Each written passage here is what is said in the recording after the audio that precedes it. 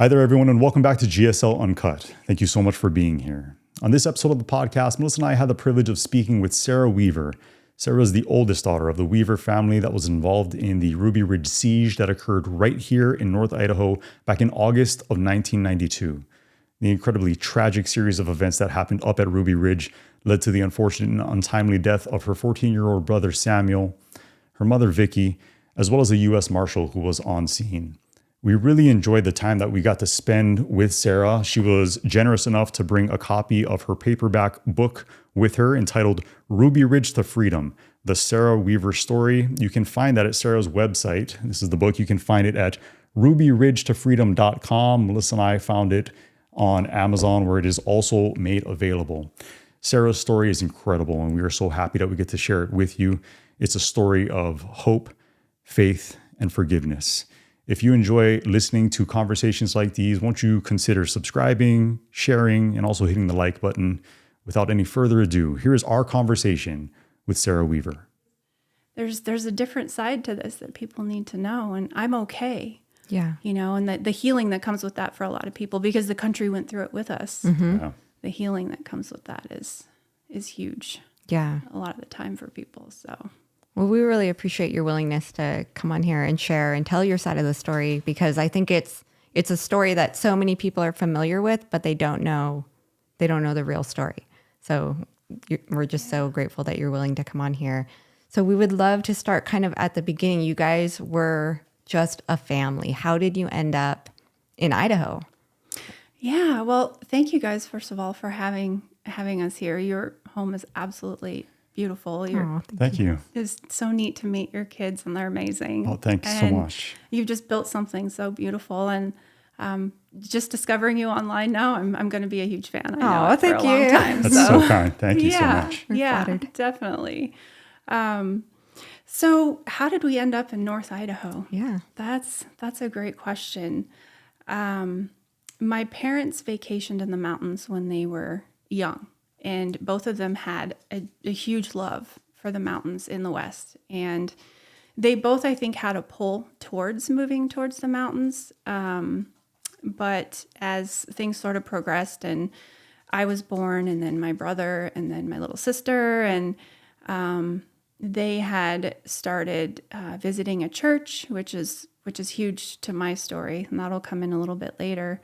But then they had a falling out with that church, and that sort of led them on a deeper journey into what they believed in their faith, and sort of what did they think they wanted for themselves and their family ultimately. And I look back now, and I see, a lot of things going on in the world now, and a lot of the conversations people are having, and the things that are going on, and I almost feel they were 30 years or 40 years ahead of their time. A lot of the things that they believed then are actually relevant today. Mm-hmm. Yeah. And it's kind of wild for me to look back on that and remember the things that they sort of were starting to believe. And so when they had the falling out with the church, they had met some other people with, certain belief systems, and it led them into what's called Christian survivalism. And it sort of went hand in hand with them deciding to move, along with the fact that they really wanted to homeschool us. And they knew Idaho would allow them to do that legally, and they would have the freedom to do that. So I think it was just a combination of several things. Their desire to live in the mountains, enjoying visiting when they were younger, going on trips with their family, and then the falling out with the church. And I think in a community, when you have something like that happen, it can spur you to change your life and decide to move and do something different, because there's a lot of pain involved with that, and you lose. I mean, if you're involved in a church, it can be like a family, and if you lose half of that family, it can be tough to kind of just pick up and keep carrying on in the same place. But I do know homeschooling us was a huge motivation as well. Yeah. And were you homeschooled all the way through? I was homeschooled through 8th grade. Okay. And then I entered high school as a junior when I was 16, after everything happened. And I was a 3.0 or 4.0 student. Wow. And I had, it was a testament to my mom, I think, in a lot of ways. And when I got, put into public school, I was determined to do the best I could possibly do, because again, I was in that trying to prove the world wrong, that we weren't, crazy. And, my mom, was an amazing person, and she did a good job, homeschooling. So I kind of took that burden on to try and prove to the world that, she was an amazing teacher. So, Yeah. So what was life like for you when you first came here to North Idaho as a child? What do you recall? Fond memories?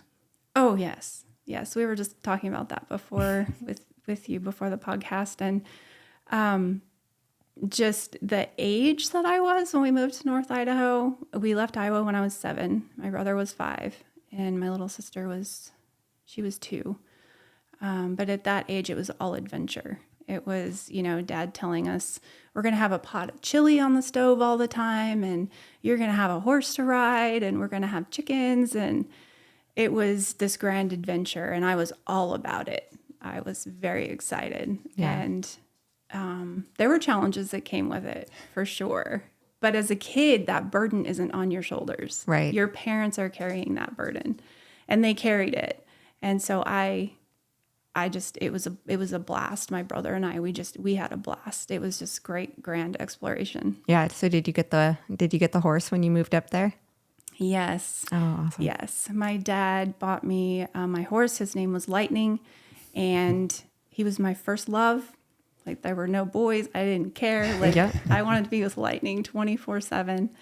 And funny enough, my parents' care took a ranch in the same area here where you live. Oh, no really? kidding. Yes, it was a cattle ranch, and they would drive the cows up into the woods to graze for the summer, and it was up here somewhere around Cow Creek. And so we would drive the cattle, and I would ride Lightning, and we would drive them up, and then we would gather them in the fall and bring them home. And I just lived for that. Because you would go and camp, and we would fish in the creek and catch brook trout, and you'd fry that on the campfire. And I lived for it. It was absolutely fascinating and fun. And I didn't want to be anywhere else. Yeah. So That's so amazing. Yeah. Yeah. It sounds like a very idealistic childhood. And I think it's a beautiful thing that they were able to give to you guys. So you lived in Idaho for, was it about 9 years before everything got crazy? yes, 9 years before everything changed. So it was everything was beautiful and good and hard, but perfect at the same time. And then can you kind of walk us through how did things start to change? Like, what led to what ultimately became known as Ruby Ridge?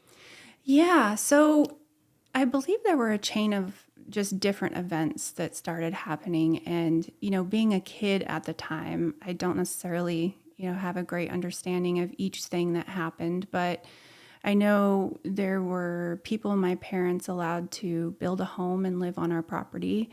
And they got into some sort of scrap with them, and they ended up someone ended up sending in a letter to I don't even know where they sent the letter to or who they sent it to, but it was threatening the president at the time, and they signed my dad's name to it. And so I think that's what got them kind of on the radar to begin with. I don't know for sure, but that was just one of the things that happened. And then my parents were, it's funny because I've seen a couple of your podcasts, and you talk about, you filtering, the things that you say, and like editing certain things. And I think back to my parents, and they didn't have filters, and they didn't self-edit. I mean, they spoke what they thought and what they felt. And if you didn't like it, like, that was on you. That wasn't on them, And so the different friends that they made, in North Idaho, it gathers a lot of different personalities from a lot of different places. And there's some people that moved, that were living, that were hiding from things. And there were some people that were there just to be left alone. And it was interesting because some of the people that befriended my parents actually ended up being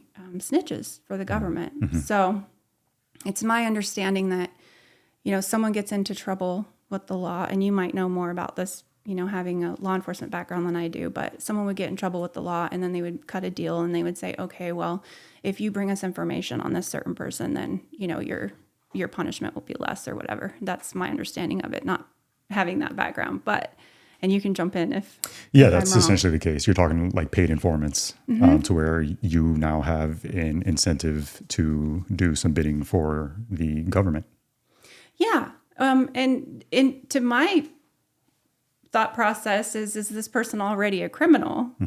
And so you're basically paying a criminal to gather information on someone. Very less than ideal, imperfect system for sure. Right. And especially when you have money involved. Yes. Because then what are they making stuff up to get paid more? Things like that. These are just things I think about now. But some of the people that had befriended them, we found out later, were informants. And so we didn't know it at the time, obviously, or we wouldn't have been friends with them. When we did find out or did start to suspect, like the amount of betrayal you can imagine my parents felt was very deep and it was very hurtful, just incredibly hurtful. It sort of pulls the rug out from under you. And you start to question everything and everyone. But this particular person invited my dad one year to go check out a group. And it happened to be Aryan Nations in Hayden Lake in North Idaho. And my dad was not a joiner of anything after he and my mom had been hurt by a church. I mean, he was just done with joining anything. He was done with churches. He was done with pastors. And they had set themselves up as a church. And I remember him never wanting to go inside the actual building of the church because he was just done with that, But my dad was also very curious, very opinionated. He liked to search things out for himself. And he's like, sure, I'll go with you. So he went, and I believe that informant ended up introducing him to another one. And that one was the one that talked him into cutting off or sawing off shotguns. Wow. Oh, sorry. I didn't mean to. No, go ahead. So from my understanding, had he gotten a permit, it would have been legal. Is that true, or is that misinformation? I believe it was a $200 permit that it would have been legal. Wow. But when this happened, so for your listeners that aren't from a remote mountainous area 30 years ago, a type of place where you live and you're snowed in for months at a time. You have to either walk out a couple miles to get to your vehicle to get anywhere, or you're rich enough to have a snowmobile, or, my parents weren't. They were very, I would say poor. I would say I grew up poor, but we felt rich. We never felt like we were poor. But this informant caught my dad at a very vulnerable time for him, in that he needed money, and he needed money to put groceries on the table. Like he needed to buy bread and butter and, cheese or whatever. So this informant offered to pay him more than what the actual shotguns were worth to take a hacksaw to him and cut them off for him. And so my dad agreed to do it, and he took full responsibility for doing that. He's never denied it. He's never, he said, yeah, I did it. But he did it for the wrong person, obviously, and he shouldn't have done it, because that's what basically started the entire snowball that ended up, being so destructive. So to fast forward a little bit, he gets brought up on criminal charges for sawing off the barrel of the shotgun, and he eventually reaches a point. Was there a miscommunication somewhere along the line, because he had actually leveraged your home and your property as a part of his bail? Is that correct? Yes. So what happened, my parents were headed to town one day, and this is so North Idaho. They saw a broken down vehicle on the side of the road, and they stopped to help the person in the broken down vehicle. And the agents knew my parents had that type of a personality and a heart that they would stop and help. And they were actually hiding in the truck, and they ended up arresting my dad and my mom. They threw my mom in the snow, and they confiscated her pistol, and they took my dad to jail. And the information that he was given was that if he loses his bond, and the bond was our home, I believe it was a $10,000 bond. And if he lost his case, he would lose his bond. So he's like, how could I not lose my case? Like, you literally entrapped me. You have all the evidence, you know? So he came home and, you know, shared with us, you know, if I lose the case, we lose our home, we're homeless. And that was some really hard information, you know, to learn. And we found out later that was wrong. So it wasn't even the correct information. Because I had heard that and I was a little confused as to how that was the case. So that explains a lot. So eventually he now fails to appear for his court date, correct? Yes. And that was another mistake so I believe his court date was February 20th, and they sent him a letter saying it was a month later. Right. So when he didn't show up to court, so the media got a hold of it. The U.S. Marshals said they were going to, you know, take him out and all this stuff. And we were hearing this stuff on the radio. Oh my gosh. And it was coming up, you know, through our friends and things like that. And so when he missed his court date, it was almost like, so it wasn't like, oh, there was a mistake made here. It was like, okay, we're going to go take him out because he missed his court date, is my understanding of it, being, you know, a kid and kind of watching. It's frustrating because even now, you know, the media likes to carry this narrative that he just chose not to go to court, but he never got the chance to make the choice. That was my next question, because these are such massive details within the backstory of Ruby Ridge, as so many of us have come to know it. And it feels like they are glossed over or left out entirely. Is that a tremendous, I'd imagine it's a tremendous source of frustration for you? It's very frustrating. It is very frustrating. There's certain, like you said, there's massive details that are minimized. Right. And it's easy then, we were talking about this, how it's easy to make someone disposable once you completely disagree with who they are as a person and what they've done. And then you just throw them out with the trash. Yeah. And I think that's so easy to do when we read, you know, a column in a newspaper, which that's really all we had back then, or hear something on the news, or we didn't have social media back then. Right. We had newspapers and we had, you know, the nightly news, and the narrative that was picked up and just got, of course, he was also a white supremacist. He was a white supremacist that chose not to go to court, and, you know, all of these buzzwords that are labels, and they're very damaging. Very damaging. Yeah. So we have to be careful with labels, I think. Yeah, Agreed. for sure. Especially like had it been portrayed as this is a family that lives in the mountains, and, you know, 4 little kids and a mom and dad, and they homeschool and they have a horse and they garden, and it would have been perceived so differently. Yes. By the public. But they created this FBI profile on even your mom and made it sound like she was this religious fanatic that would kill her own children rather than come down the mountain, is what I read on that. That is so heartbreaking to me that has become her story, that's become the memory of her that everyone collectively knows. And the letters that she wrote out of frustration.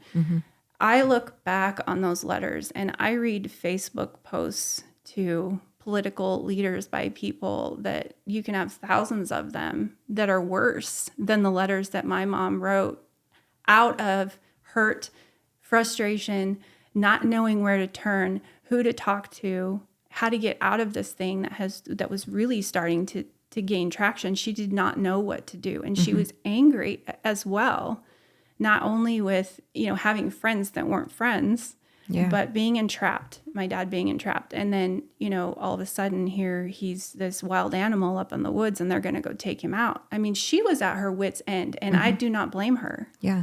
But that was not her whole story. Right. That was one tiny blip in the timeline of her life. Right. And it was like one of the lowest in her life. Yeah. She was an amazing woman. Who was your mom? Can you speak to the type of person your mother was? Oh my gosh. Sorry. No, they're there for. Thank you. She was beautiful in so many ways.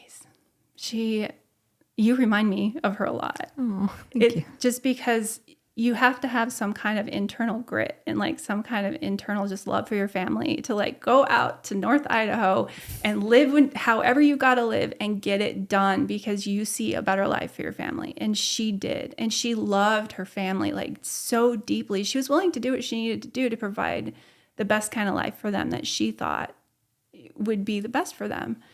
And she was very educated. She loved her dad. She was a perfectionist in a lot of ways. She could make something out of nothing. She could stretch a nickel into a dime. She didn't complain. She went without so that we could have. I think it describes moms like all over the country in a lot of ways, you know, just you want what's best for your family and you do the best you can with the knowledge that you have at the time to make that happen. Mm-hmm. And that's who she was. Yeah. And I hope to be half the woman that she was, you know? Just your testament of your mom speaks to who she is. The fact that you can sit here 30 years later and speak so highly of her just shares who she is with everybody. And I think that's such an amazing thing because I do feel like your mom also got kind of lost in the retelling of the story. And you never heard much about her. Just a few little blips, like you said, and you can corner any mama bear into a corner, and if you're going to get a different mama bear than she is with her cubs. Yeah, so. Yeah. She was so strong. I mean, my dad delivered my little sister on top of the mountain, you know, and for her to make that decision, that's huge. Mm-hmm. That was her fourth child. She was in her 40s. I mean, there's no way I could do that. I mean, I look back at that and I'm like, whoa. That's some grit. It must have been scary. Yeah, I think it was. I think in a lot of ways, I mean, there's probably a lot of things that scared her all the time. Mm-hmm. I know being a mom myself, I mean, I have fears all the time about my child. It keeps me on my knees. Mm-hmm. And I can only imagine. I wish I could talk to her and just pick her brain now, being in my 40s. Yeah. Yeah. I can't imagine as a mom how consumed she must have been and probably angry for what had happened to her family and her children and the fact that your life was so altered and changed. It seems so blown out of proportion that you could something like this could become so serious and just even be on the news at all when the crime committed, which he was never, you know, it was never even he never even got to go to trial on it. All he had to do was get a permit. So how serious is this offense? Anyway, why the marshals? Why did this become such a big deal? It seems so unnecessary. Yes.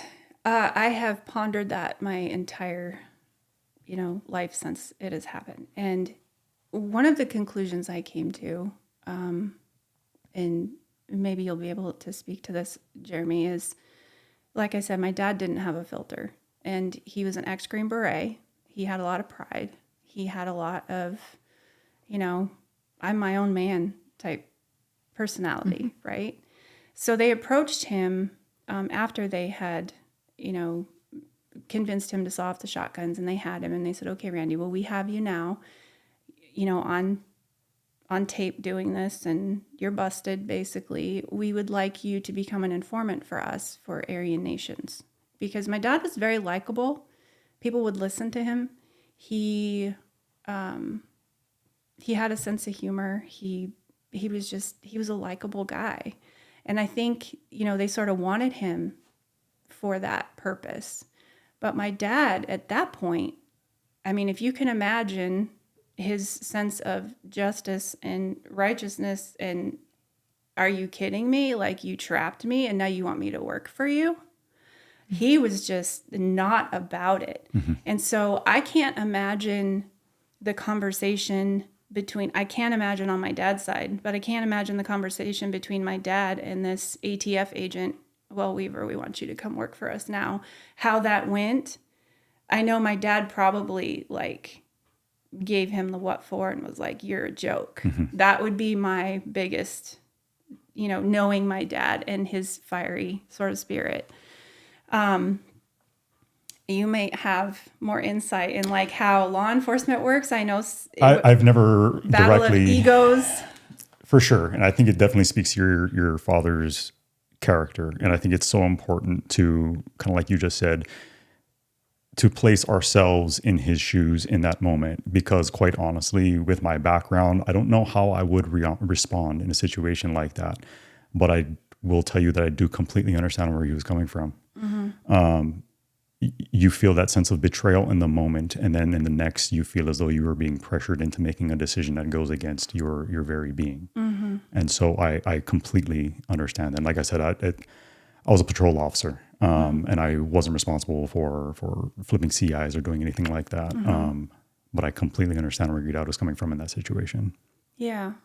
I kind of wonder what the agent, if he had an ego, and if he had his own pride, and he had his own sort of, well, I'm the law and you're going to do what we tell you to do or else, kind of, and when those two personalities clash, it's not good. Looking back at it, I think the entire ordeal, if I can refer to it as such, stems in large part to the fact that so many people allowed their pride and ego to override their more rational brain. Yeah. Because kind of like Melissa just pointed out, the response that ensued once we had what was chalked up as being a barricaded subject, essentially with your father and your family staying put there on your property, it did not match the level of severity in the crimes that he was being charged with. Not even in the same remote ballpark by any means, and which is so baffling looking back at it. So that being the case, one of the questions that I had for you, being given my background in law enforcement, and come to find out your son is now working in law enforcement, is kind of what your general outlook on law enforcement as a whole is. I mean, we came in here and we walked by the wall full of patches, and I have my thin blue line flag hanging up here on the wall. Given what it is that you've endured and lived through and overcome in your life, how do you view modern day law enforcement? Oh my gosh, they have a tough job, an incredibly tough job, and obviously a servant's job. And it's very close to my heart. I don't hold anything against law enforcement as a whole. And I don't think we can do that in any capacity with sort of any group. At the end of the day, I believe we're all individuals making choices, and we can make good choices or we can make bad choices. It doesn't matter what your profession is. And so I've met, in my book signings just across this nation, I've met men in law enforcement that are just, they're literally brought to tears at my book table over what happened. And I respect them highly for the job that they have to do, and they're putting their lives on the line for us every single day. And I don't think a lot of the time they get enough credit. I do feel there are people in law enforcement that shouldn't be in law enforcement. I don't know if they're suited for it, and that's a whole other conversation. But, at the end of the day, when we lay our heads down at night on the pillow, we're all individuals making choices. And some of us make good choices and some of us make bad choices. Yeah. And like you said, the pride and the ego thing, those can fuel choices. Fear can fuel choices. I'm on my knees for my, just for my own kid, because I want to make sure that he's making the best choices and he's protected. It's a scary world out there. And I think having, a humble spirit can go a long way. I also know you bump up against some really nasty things and you have to be ready for them, so I know there was a group that was called to Ruby Ridge. I think they were from Colorado, and they just turned around and walked off and said, we don't want any part of this. And at the end of the day, people like that are my heroes because they made a choice and they made a good choice. And so when we are confronted with a choice that, hey, you're going to do this or you're going to lose your job if you don't, are we going to make the choice that we're willing to lose our job to do the right thing?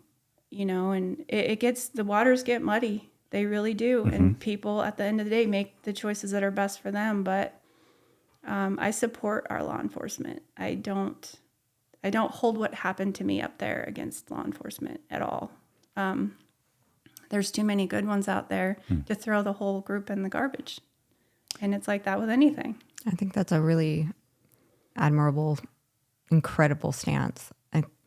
I think a lot of people would harbor so much anger that it would just blanket an entire group. So I think that's really incredible that you can do that. So let's go back a little bit. So he misses the court date. Now he doesn't know what to do. So your mom and him decide we're just going to stay up here and try to till somebody helps us till we get this figured out. So what does that look like, and how long did that go on? Yeah, that was a heavy conversation. I vaguely remember it happening one night, and it was like, well, now what? You know, and that ended up going on about 18 months. Unbeknownst to us, they had started surveillance like on our property and on our cabin and things like that, and we had people supporting us that would bring us, groceries. And there were some people that were just absolutely amazing in that time for us. I remember one family brought my mom like donuts and flowers on Mother's Day. And we ended up reconnecting with them years later, which was amazing because they lived in Montana, and we ran into them at a fair. Oh my gosh. I was showing my horse, and we ran into them, and we reconnected that relationship, and it's been a blessing. And then there were some that were coming up that my parents didn't know if they were more paid informants. So it was wild. It was weird because you didn't know if the people helping you were really not helping you. So it was unnerving, and then being a teenager and not being able to go anywhere or leave the mountain. I was just coming into being 16 and not really knowing what was going to happen, trying not to just worry about it and thinking it would get figured out, and when 18 months goes by, that's a long time to sort of get numb to it, and just daily life has to happen. Yeah.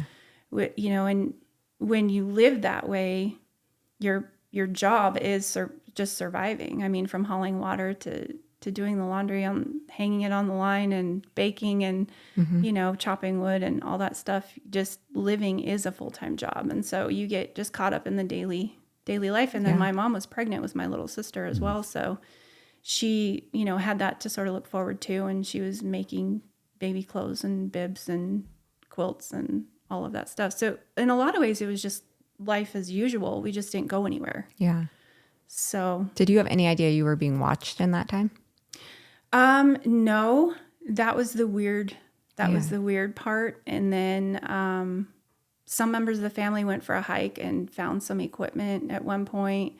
And then we were told, oh, they might be keeping an eye on us here, you know? So that was an interesting discovery, but that was like way into, the 18 months, I think just looking back on it. And again, my memory is horrible because I think as a self-defense mechanism, my brain like blocked out so many things. And so when I sat down to write my book, like literally I would have to sit down at the computer and pray before I started. And then the things that the Lord brought to my mind, it was just amazing. It was like, I was like, oh my gosh, I haven't thought about that in so long. Yeah.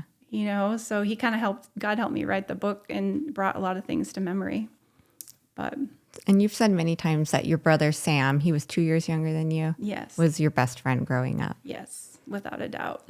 So you guys really relied on one another probably for entertainment and everything else in that 18 months. Yes. We relied on each other all the time. I was his big protective sister, and he was just this brilliant. He was a brilliant kid. I mean, I think about what he would be doing now if he were still here, and all these TikTok brains and YouTube, they're creating all kinds of crazy things, and I see him. He's had a very mechanical brain, and he had He used to read encyclopedias for fun, and then he would quote them, and I would argue with him about stuff, and then he'd show me where he was right, and of course I would get mad at him for that, but he was always right, and he would fix things for me, and we would build forts together, and we would fish, and we would hike, and we were just inseparable. Yeah. We just did everything together, and we fought as hard as we played sometimes. Of but course. Yeah, he was my best bud. Yeah. All right. So here's kind of the harder part of the story. So take us to that August morning when things just all of a sudden changed. Yeah. It was a normal morning. There wasn't anything odd that I can remember about it at all. It was August and everything was dry and the grasshoppers are thumping in the dust, and it was just a typical morning until the dogs started barking. And I was in the house. I remember the dogs started making commotion, and then I just kind of wandered outside, and Sam and Dad and Kevin took off sort of after the dogs, and they decided they were going to follow Stryker, because Stryker, I believe he was like a yellow lab and what do they call those livestock guardian dogs? The big white ones, the Pyrenees. Pyrenees. Yeah. I think he was half and half. And so he was huge. He looked like a lab, but he was huge. And he was really alarming. He was really sounding the alarm. So they believed he was onto some kind of a large animal. Mm-hmm. He was alarming like it was a bear or a moose or something like that. And so they're like, well, we're going to follow Stryker and see if we can, figure out what he's after. And so I just thought, okay, and I didn't go. I was like, yeah, we'll let them do that. It was just kind of a lazy morning.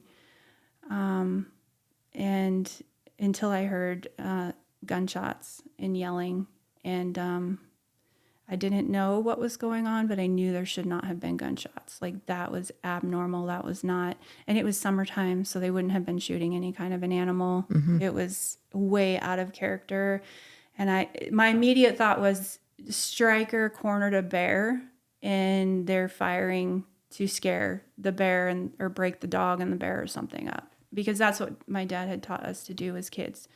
We carried, because we would go out, we'd get lost for hours, and there were no cell phones. There was no way to get a hold of mom and dad. If we ran into a bear, like, we had to take care of it, or we ran into a cat, like, we were on our own as kids, and we were free range, mm-hmm. as they call it. We were wild, and so my dad taught us to shoot very young, and we carried guns with us when we were out in the woods because it was dangerous. Mm-hmm. But the first thing you would do is fire in the air if you ever ran into an animal that was challenging you. Mm-hmm. You wouldn't try to shoot the animal, you would try to scare it off. Mm-hmm. Which is safer anyway, because if you wound a bear, mm-hmm. you're in for it. Mm-hmm. Yeah. And we knew that. Yep. So scaring an animal is what immediately came to my mind, but that wasn't what happened. My dad ended up coming home first, and I had gone out to the rock that overlooked the driveway, and I was just waiting for him to come back, and he came home first, and I was like, where's Kevin, where's Sam, and my dad, he was very shaken, and he's like, I don't know, I hollered at him. He said, I think they're coming in behind me. He said, I ran into someone in camouflage, and he's like, my shotgun jammed. He was trying to fire in the air. Apparently what had happened is they had split up. So there was a logging trail, and Sam and Kevin had gone one way and Dad had gone another, and they were going to try and meet up in the middle at whatever Stryker was chasing. And they ended up running into U.S. Marshals instead. So it wasn't an animal. So when my dad, separate from Sam and Kevin, had run into this person in camouflage, this person in camouflage had screamed out, "Freeze, Randy." And my dad basically said, "F you." But he knew Sam and Kevin and the dog were down this road on the other side. And he started screaming at them, "Sam, Kevin, get home, get home." And he said, I pulled my gun out to fire in the air because they would know to head home if they heard gunfire. He said, but my shotgun jammed. Well, there was other gunfire then that had started to take place, and he didn't know it at the time. what actually, was happening. But Sam had called out, "I'm coming, Dad." And so Dad believed that Sam was on his way home. And Kevin came walking back up the driveway a little bit later, and I could tell he was crying and his hat was gone. And it was just that, like, that's when the world just ended for me, because he said, "Sam's gone." And I was like, "Are you sure? Are you sure?" And I just broke down bawling. I couldn't wrap my brain around what he was saying. And he said, yes. He's like, his face was turning blue. And I knew at that moment, I didn't want to believe it, but I knew just by how terrible Kevin looked that it was just, that was sort of, I think a part of me had died that day. I know a part of me died that day with Sam. So, yeah, it's hard to talk about. It's hard to think about. It's, what we found out later is that Stryker had been barking at men in camouflage in the woods, and the story was that Kevin had come back and shared with us is that Sam he was following Stryker down the path, and the marshals shot Stryker in front of him. And my dad had heard Stryker yelp, but they didn't kill him. They shot him sort of in the spine or in the back. And so Stryker yelped, and he didn't die right away. And so my brother screamed out at them, "You shot my dog." And then from what I understand, he fired shots into the woods. Well, they were hiding in camouflage, full camouflage in the woods. And my brother was on the logging trail with the dog. So Sam and the dog were out in the open, and they were in the woods. And Sam only probably had an idea of what direction. So then he turned around and started running up the logging path, and they shot him in the back of the arm. And then they shot him in the back. And he was 14 years old, and he was not a big 14-year-old. He was a little kid. He hated the fact that he was such a small little kid at 14. Like, that was a big embarrassment for him. But there's no way he could have mistaken him for anything but a kid. Mm-hmm. And he was running away when they killed him. So it's really hard. It's really hard for me to think about even to this day. And I've been telling this story, over and over again, years. But being just an adult, when I separate myself from the story, and like you said, the punishment not fitting the crime, I think about that a lot. And I think about, here's this 14-year-old little kid shot in the back. And what was it over? Well, how did this get started, right? It wasn't anything that should have escalated like that. So they had said they were up there they were doing surveillance. But I do believe one of the agents, their job was to eliminate the dog that day, because our dogs were our warning system. And so I don't know, there's another choice for you. Had they made the choice not to eliminate the dog that day, would Sam still be here? If they would have pulled back and said, now's not the time to do this, we've been compromised or whatever, I don't know. I've never talked to any of them personally. Mm-hmm. So it's, for me, it's just things that I think about now. Completely understandable. Yeah. So now at this point, we have an initial firefight. There's a gun battle there on the property. You have your brother who passes away during this incident. You now have a federal law enforcement officer who also passed away during the same gun battle, which ratchets the level of seriousness up tremendously. Yes. So there's a now secondary response, an overwhelming response. And am I accurate in describing it that way? Yes. Because every single photograph and video clip that I've seen in the meadow section beneath the cabin literally ends up looking like a scene from Vietnam. Is that something that you were aware of at the time? Did you have a visible line of sight to all of that staging area down below?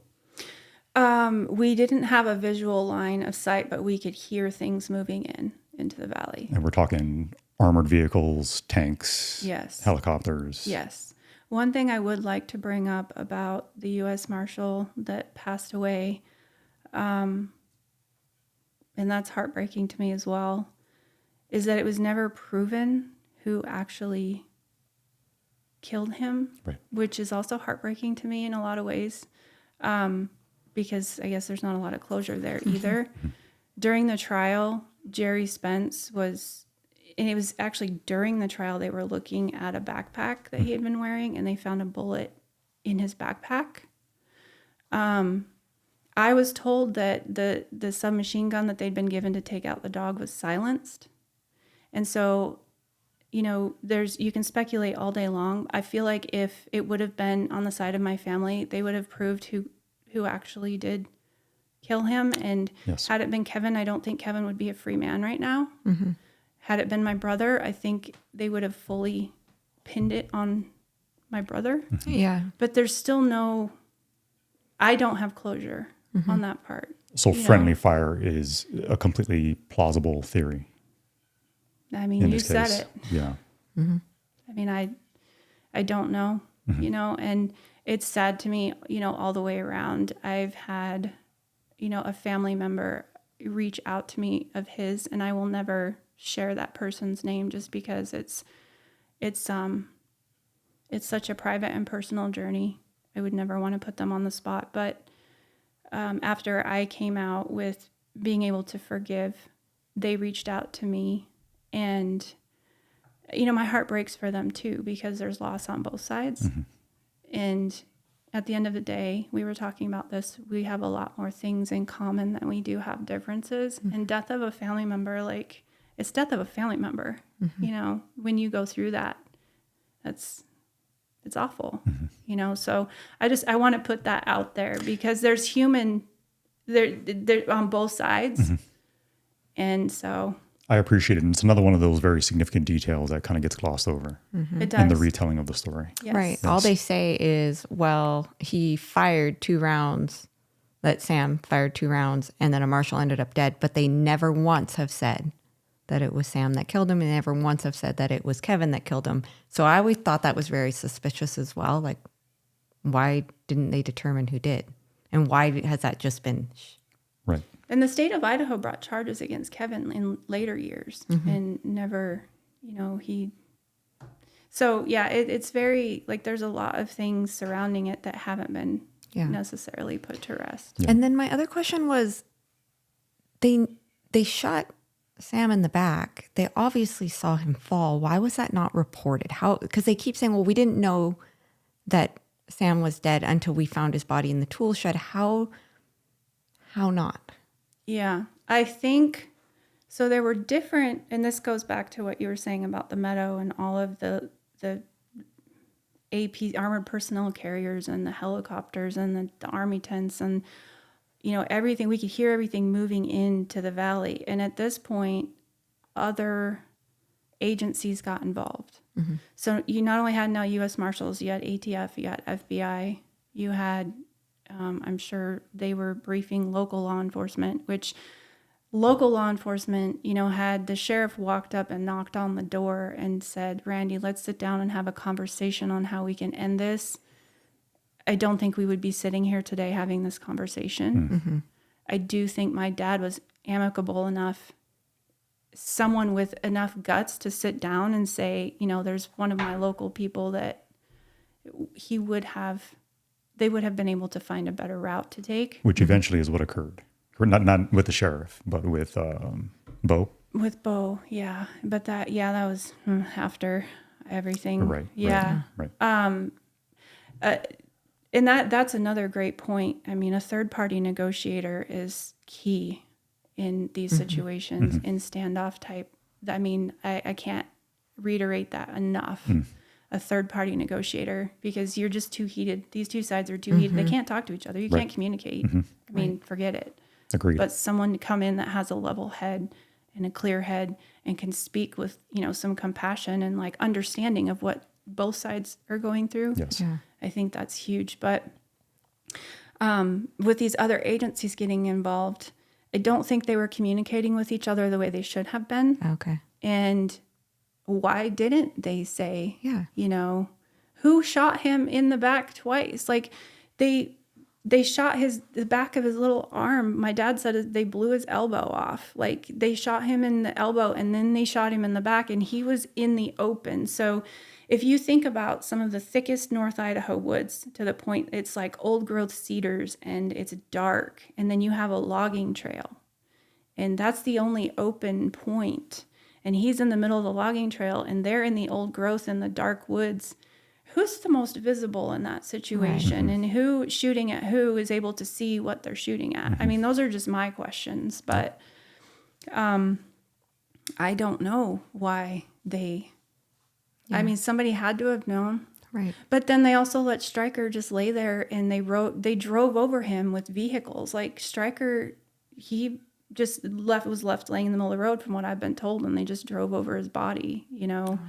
There's a lot of details that I have carried for many, many years that I haven't necessarily shared, just because they are so heavy and it's such an inflammatory story. My heart has never been to inflame people to the point of them, you know, doing something stupid because they're angry, Right. because they can ruin their life over a dumb decision just out of emotion. And I've felt a responsibility for this story for so many years to make sure that, you know, it's told, but not in a way that's going to cause anyone to be inflamed, you know. Yeah.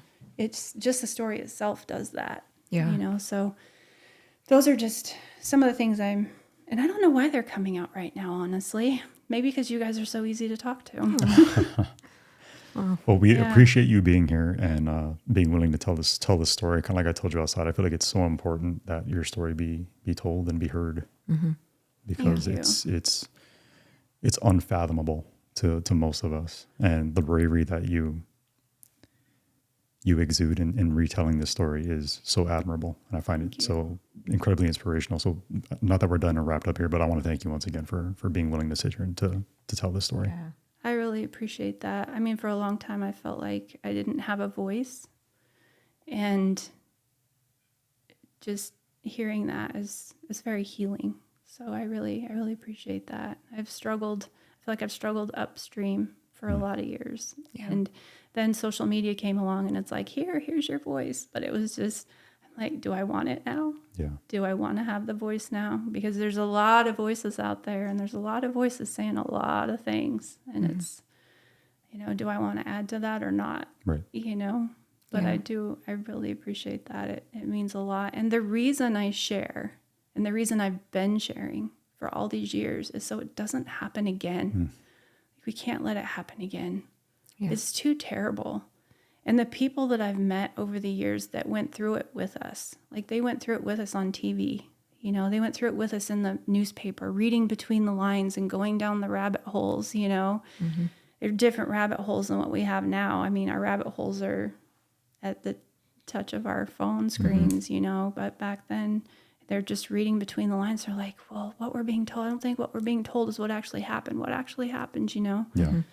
And the thing I appreciate about both of you when I started to watch some of your podcasts is you're like, we need to have conversations about things, civil conversations about things without the inflammatory back and forth and canceling each other and throwing each other's opinions in the garbage because we don't agree in that moment on that day, you know?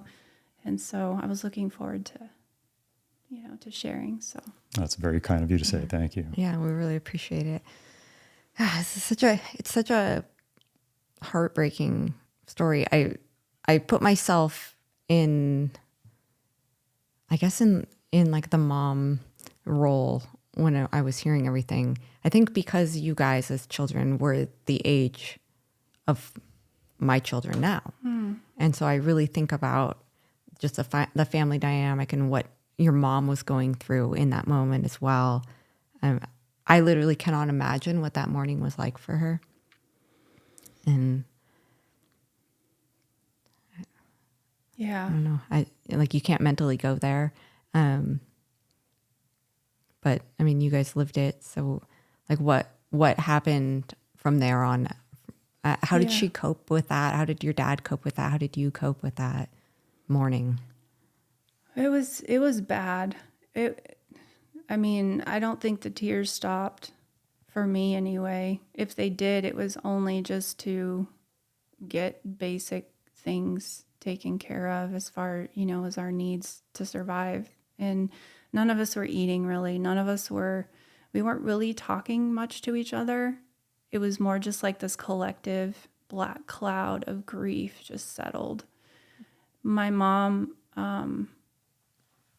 she was always thinking ahead, and I think it started to rain.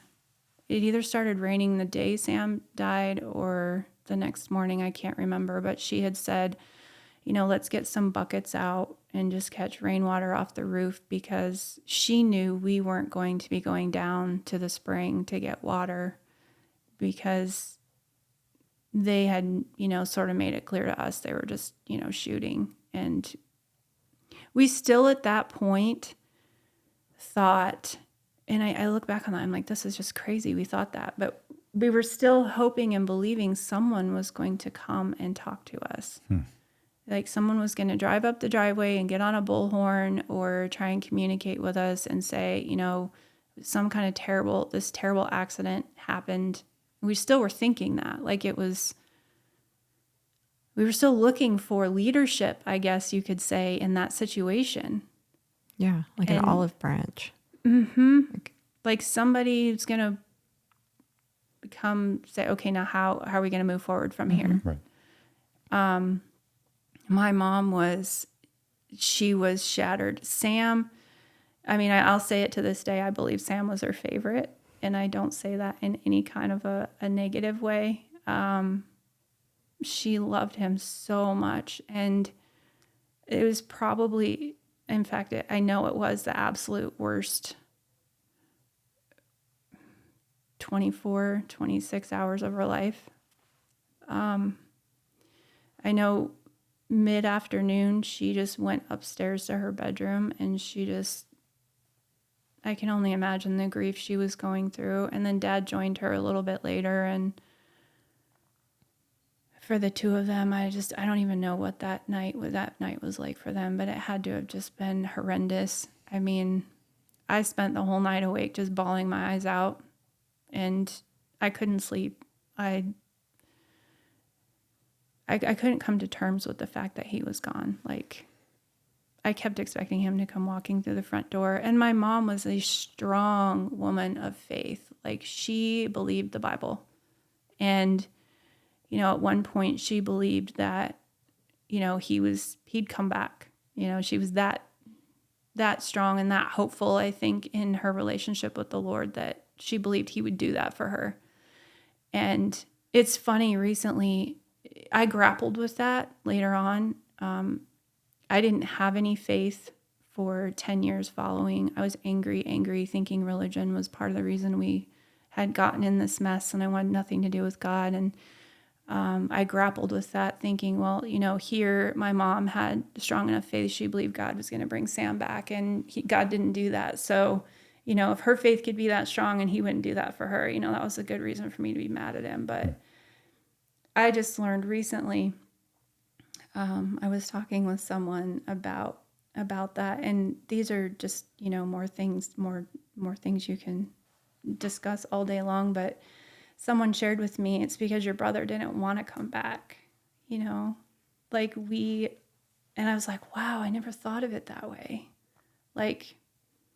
When Jesus walked the earth, he raised people from the dead. He healed the sick. He raised the dead. And he's like, you know what? You're going to do that too. And you're going to do more than I did. And it's like, So if my mom had that kind of a faith, that he could come back, but he didn't.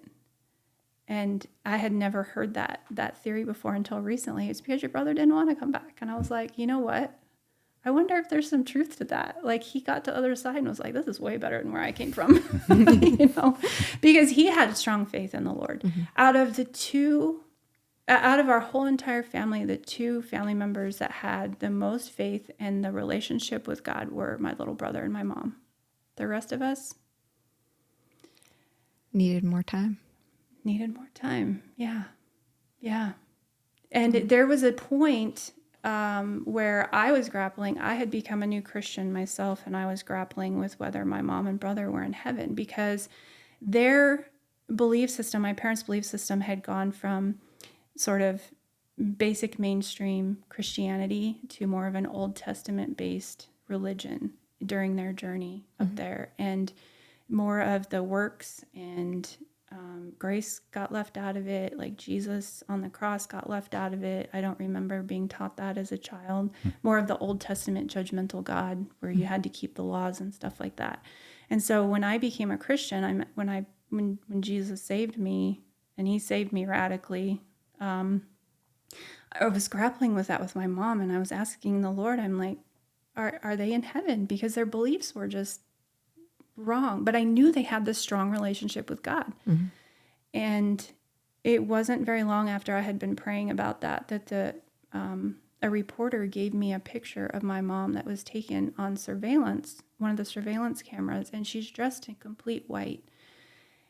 And I knew then that God had her, because I did the laundry and we didn't wear white on the mountain because it was too hard to keep clean. And she's literally in a white robe, and she's got white shoes on. She didn't have white shoes, and she didn't have a white robe.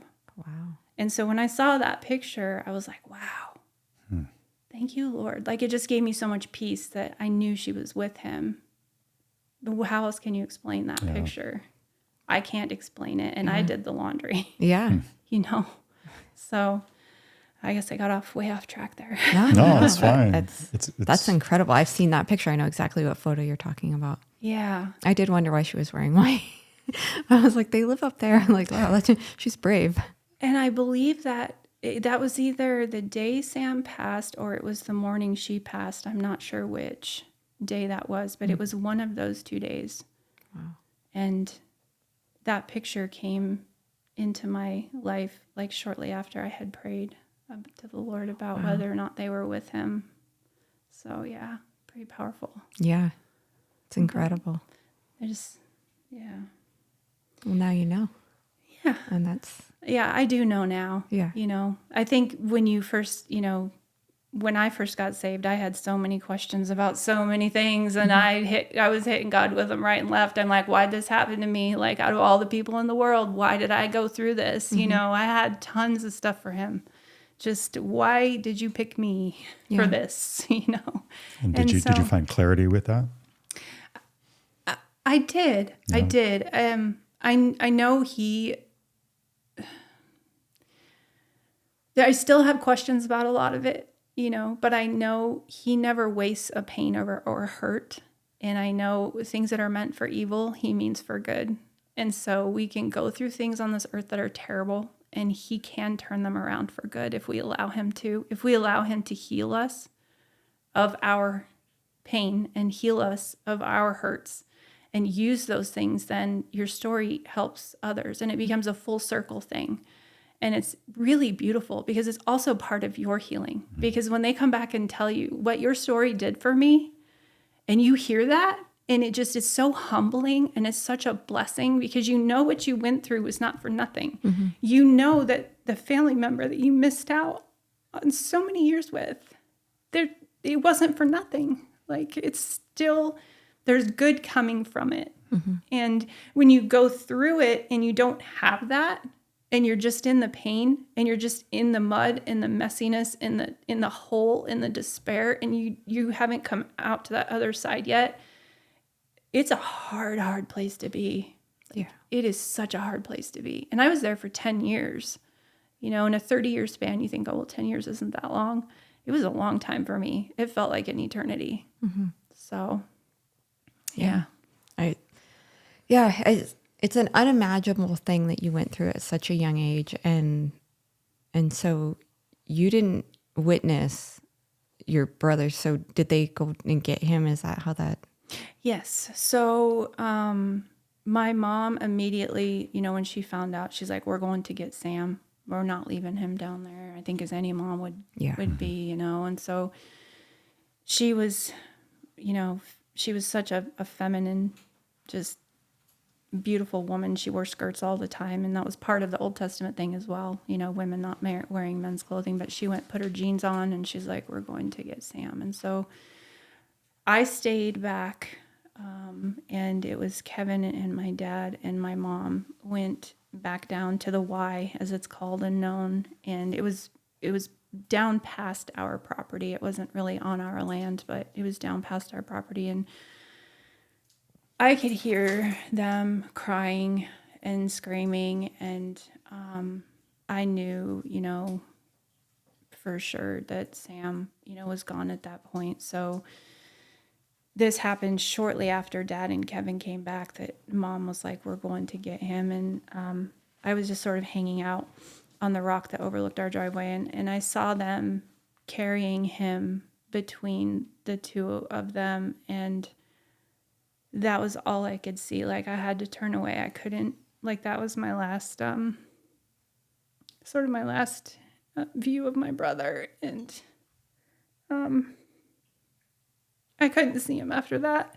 I didn't want it to be my last memory. Mom and Dad brought him up to our guest shed, and they placed him in our guest shed, and they cleaned his body and wrapped him in a sheet. And, they offered for me, to go see him. And I was like, I can't go see him, because when my dad came out from cleaning him, he had Sam's blood all over his jeans, and he told us what happened, and he showed us his rifle and how the bullet that had gone through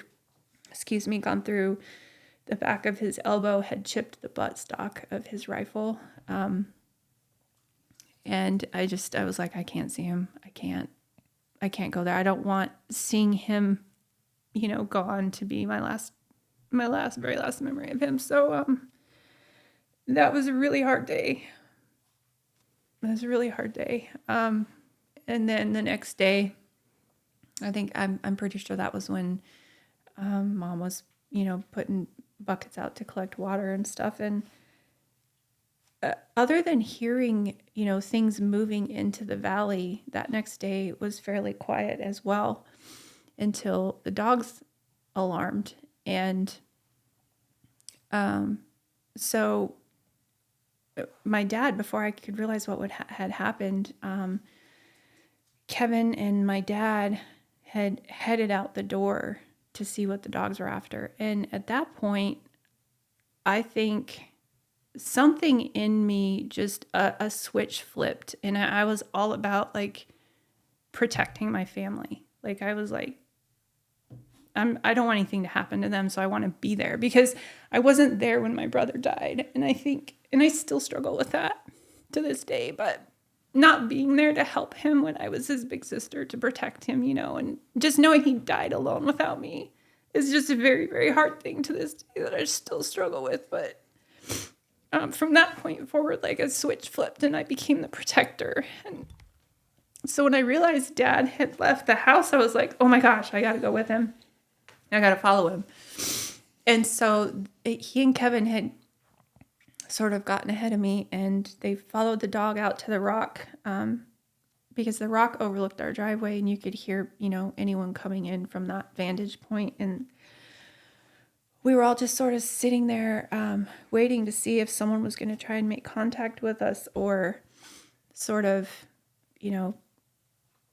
come up the driveway. And we didn't hear anything. Everything was quiet.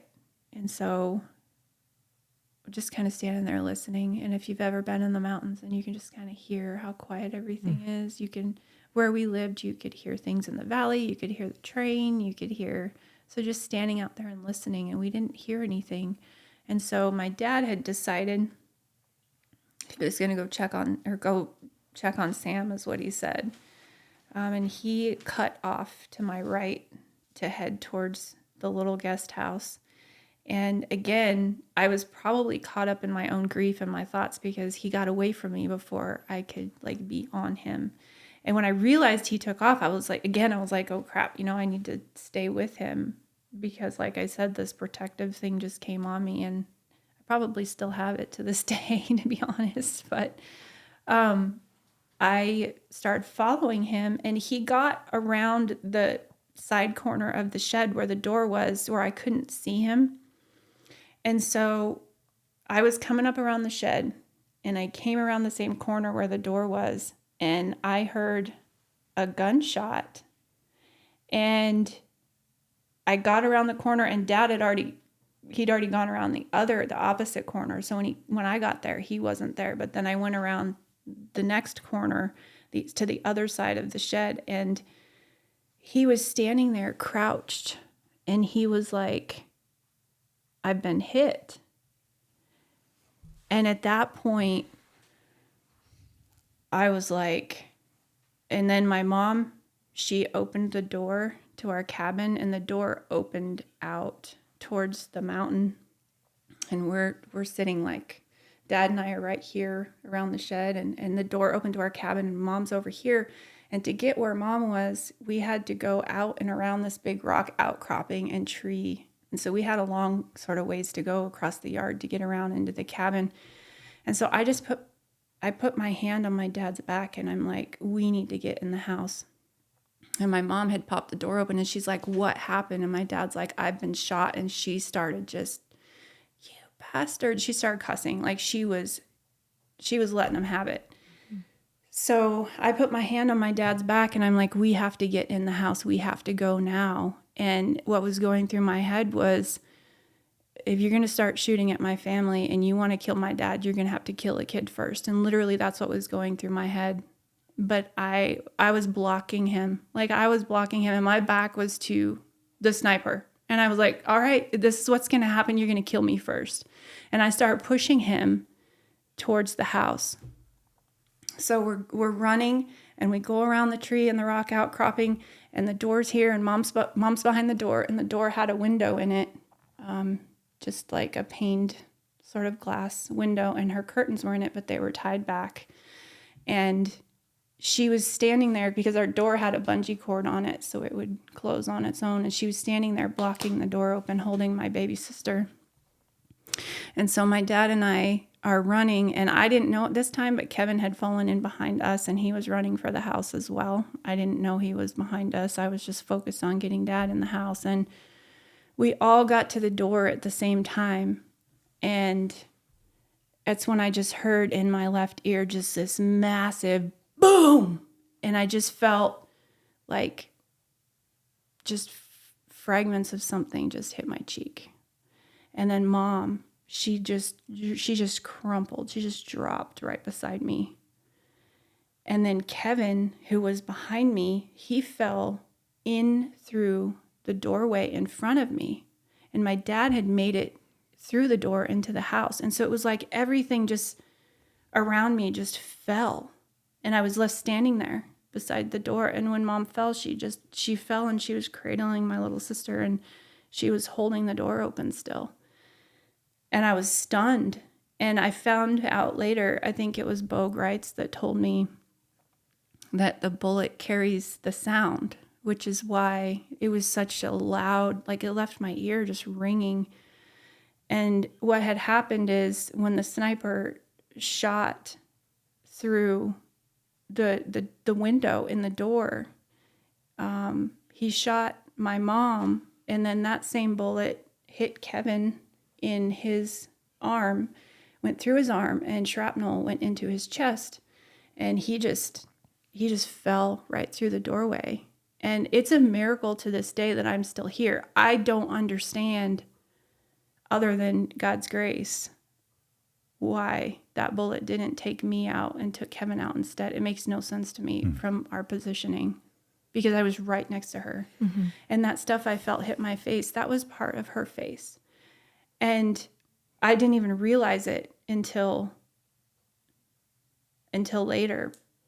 But for all of that, just in one, it felt like just a split second of, and I still have trouble with this ear. If I hear a loud sort of, if it's a firework that I don't know is coming, or it's a backfire from a car, or it just still gets me to this day. But thank God I have, I've been able to work through a lot of that. If I know it's coming, it's not as bad. If I don't know it's coming, then it's pretty bad. But I'm able to work through it. I don't freak out or anything. But it was, the next few minutes after that were just very, very difficult. I knew what had happened, and I didn't know how bad, as far as how badly Kevin was wounded. I didn't know how bad Dad was wounded. I guess at some point, I don't even remember, I made my own way into the house. And then I became focused on taking care of Kevin. And then Dad said, I've got to get Mama in the house. He picked up my baby sister, and she had like blood and stuff all over her face. And he was cleaning her off. And he's like, I've got to get the door shut. And so he pulled Mom into the house and he bolted the door. And that door stayed bolted until Bogreitz, got us out. But Kevin, we thought Kevin was just going to die, fairly quickly from his wounds. There was just a massive puddle of blood in the kitchen, and he was laying on his back on the floor, and I had gone to get towels and things to try and help any way I could. I didn't know how I was going to help, but he was laying there, and he was in bad shape. There was a lot there. I mean, there was just so much going on because, my dad was trying to deal with my, getting my mom in, and Kevin's on the floor, and he's like moaning in so much pain, and there's blood everywhere. And I think I kicked into sort of go mode on how I can help, Kevin.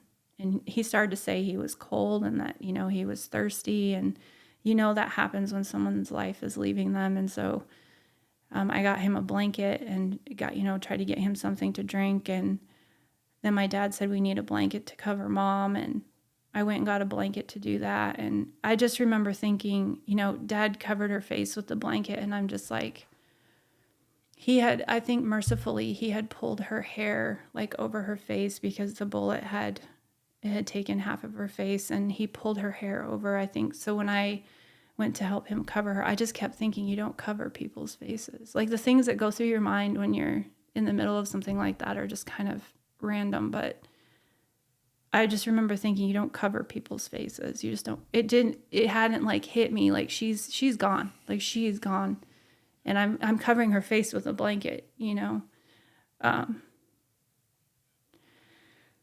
Yeah, it was bad. And so Kevin laid there for a while, and we didn't know, if he was going to make it. And I think after a little while, when he hadn't passed, was when we helped get him moved into the living room, into the recliner. And then I sort of helped Dad take over taking care of him for the next 11 days, just trying to keep his wounds clean and,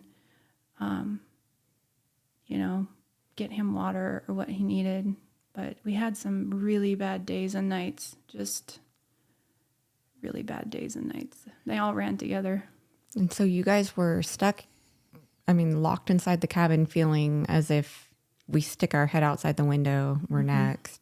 This went on for 11 days. So during that time, you must have had to have stepped up as role of mom for your two little sisters. Yeah. My middle sister sort of took over caring for my baby sister in a lot of ways. And I took on the role of, getting food from the kitchen. And because moving about in the cabin, I mean, for me personally, it felt like they were just shooting now. And we weren't supposed to make it out. Like, they wanted us dead. And so for me personally, it was about staying down and away from windows. And Dad, don't light a cigarette because they're going to see it in the dark, like those kind of things. And I would crawl, into the kitchen, staying low away from the windows, and go into the pantry and try to pull food out for my baby sister. And then I also was helping to try and take care of Kevin. And then at one point I was like, Dad, you were shot too. We need to look at your wound. And he's like, I forgot all about it, because the adrenaline, and his was a pretty clean entry and exit, thankfully. So I don't think it connected with any bone or anything. It was just a flesh wound, but we still had to treat that. It went in through his shoulder and out through his armpit. Kevin's, on the other hand, it was bad.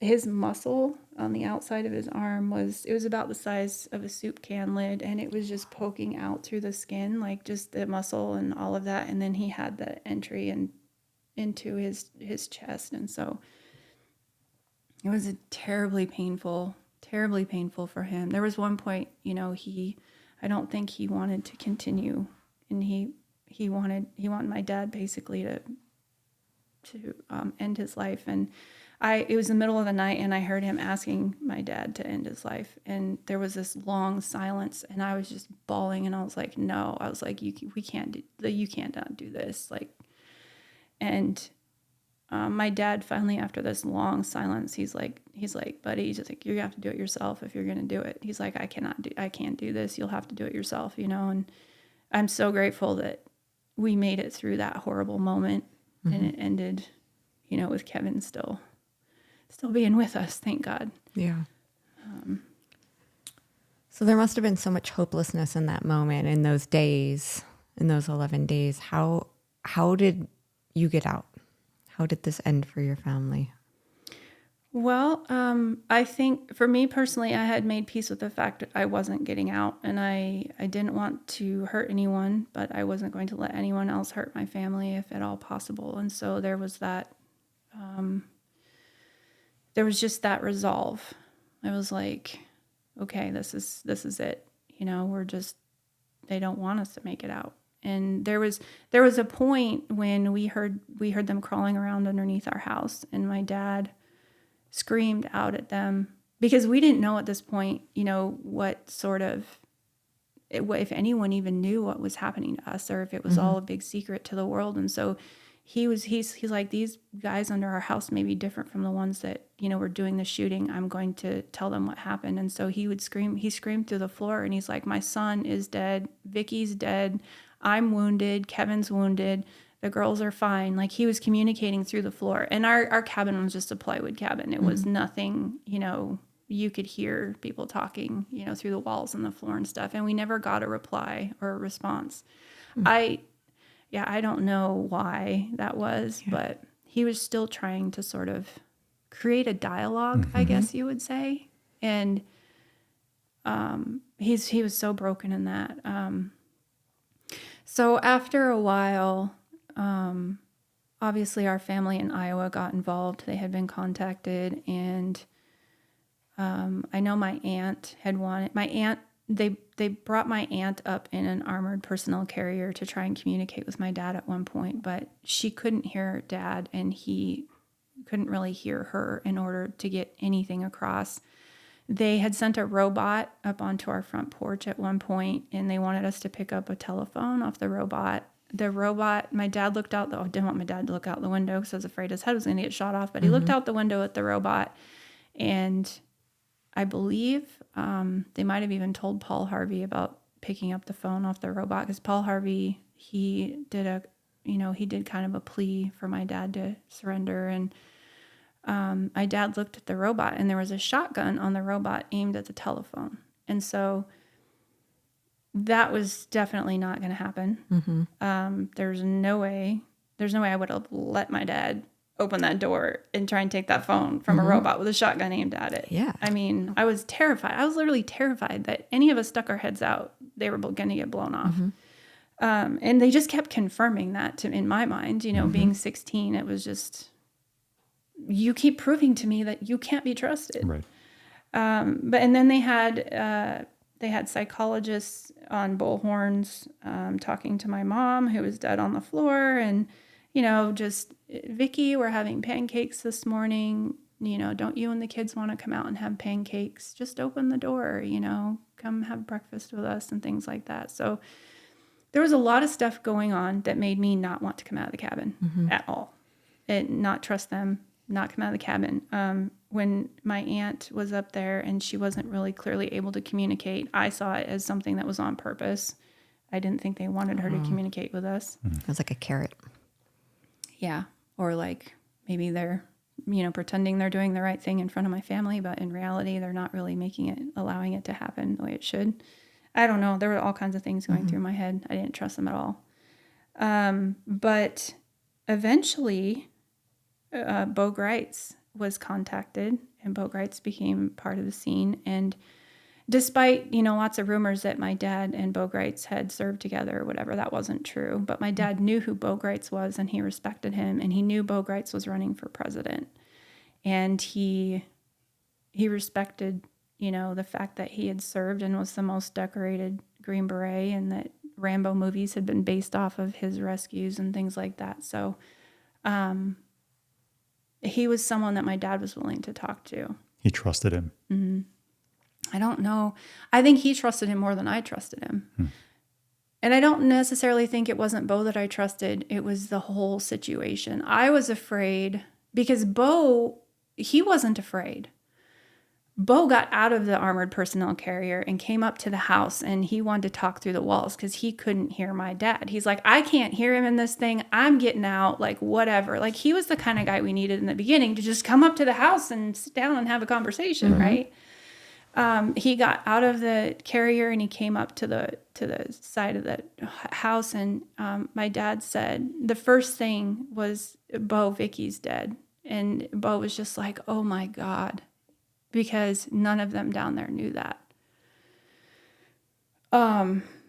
They had found Sam in the shed and they had taken him out, and that's when the family got notified and everything. But everyone down, at the roadblock supporting us, which I'm so grateful for the supporters at the roadblock, just everyday people, everyday North Idaho people.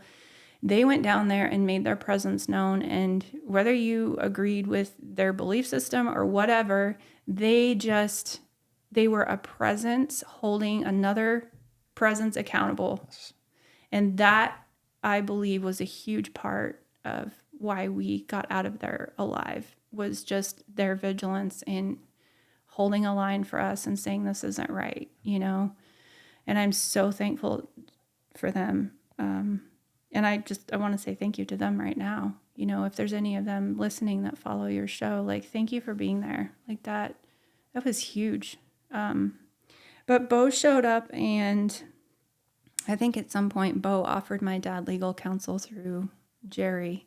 And I think Bo might have committed Jerry before even Jerry committed Jerry. But Dad had started to make some plans with Bo to surrender. And so Bo came up the next day, and Bo got real pushy at one point, and that made me not trust him. And he was like, you guys got to leave like right now, like today. And he had come up and he had carried my mom out, and he had promised not to let her body touch the ground and all of those sorts of things. And I really, was thankful to him for that, to carry her out and everything. But I still wasn't ready to trust him fully. And so when he got pushy with us, I got very distrustful. And I just told Dad, I'm like, Dad, I don't know. Like, I'm still scared. I'm like, what's to stop them from, shooting Bo? I thought, and then blaming it on us. All these things were going through my head. Like, I had zero trust for anybody. But Dad, he trusted him. And so when Dad finally put his foot down and was like, no, and they had taken Kevin. So Bo had gotten Kevin out earlier and gotten him medical treatment. So that was before we surrendered. Mm-hmm. Kevin really needed to get out of there and get to the hospital. But when Dad made up his mind, I just went along with him. So yeah, Bo ended up getting us out of the cabin. And so what did that look like? Your dad just said, let's go, we're going? Yeah, he said, you know what, I think we need to go. And it was the relationship that we sort of as kids had with our parents, is they did listen to us. It wasn't just all, you're the kid and I'm the parent, you do as I say. And I think they had a lot of my respect because of that.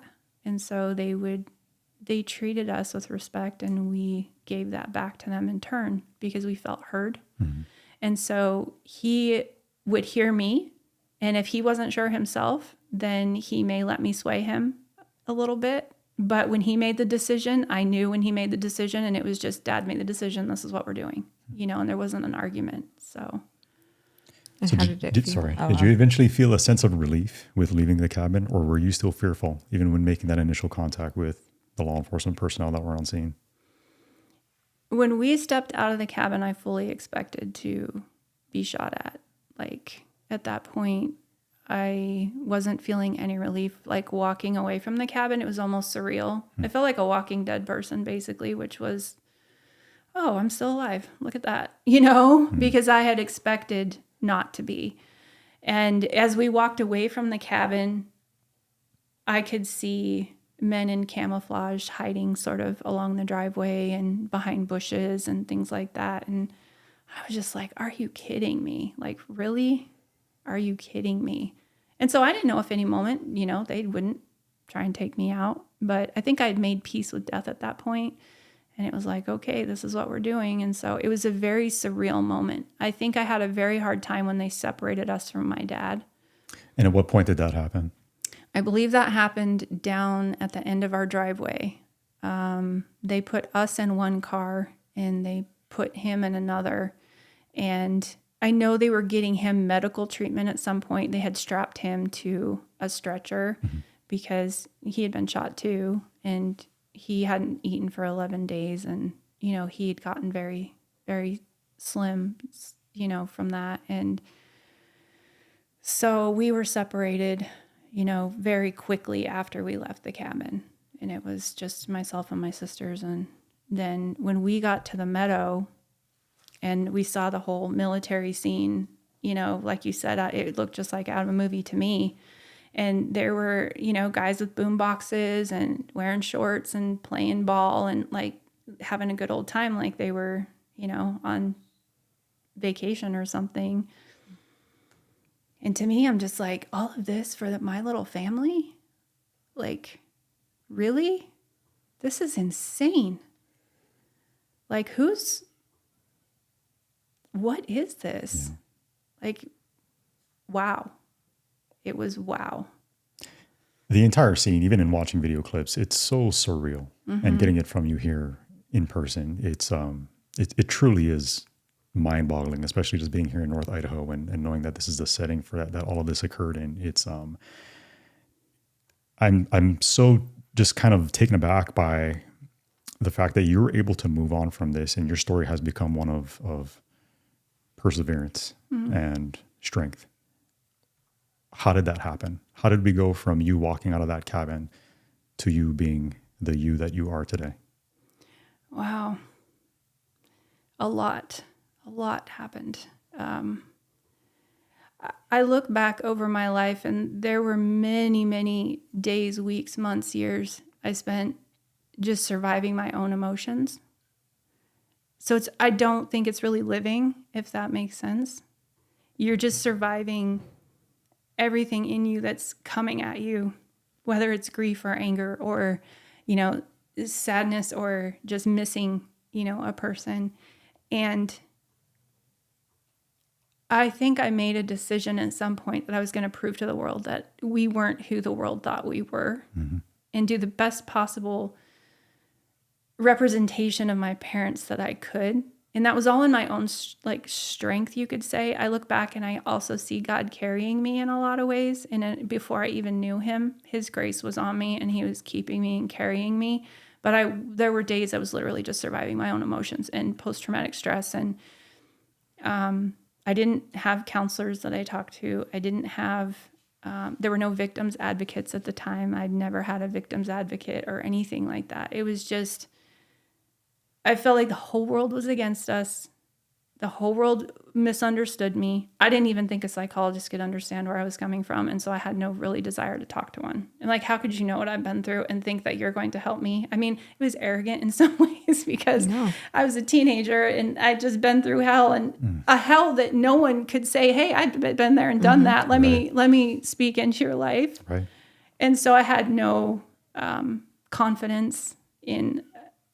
So I might have been asked, do you want to speak to someone? And being 16 and hard-headed and coming out of Old Testament religion and sort of, the apocalyptic mindset, and the things my parents were learning about the Bible and then having it actually play out in front of me and losing half my family. And a lot of the things that my parents talked about did happen to me, and just in a different way. So I look back on and there were a lot of firsts for me too. So being a teenager who was very sheltered and sort of stuck on a mountain, homeschooled, one or two friends, didn't get to experience the world, didn't get to do things normal kids do. So there was this thing going on where I was curious about life, being that age and wanting to experience life, but dealing with this gigantic responsibility of the entire world, feeling like the entire world hated you for your belief system and hated your parents, and you deserved what you got, and wanting to prove them wrong and do really well in public school, which I was terrified of and absolutely hated and didn't fit in. And it was, I don't know, it was a lot. It was a lot, but there were little gifts along the way. Like if I wanted to go get my ears pierced, we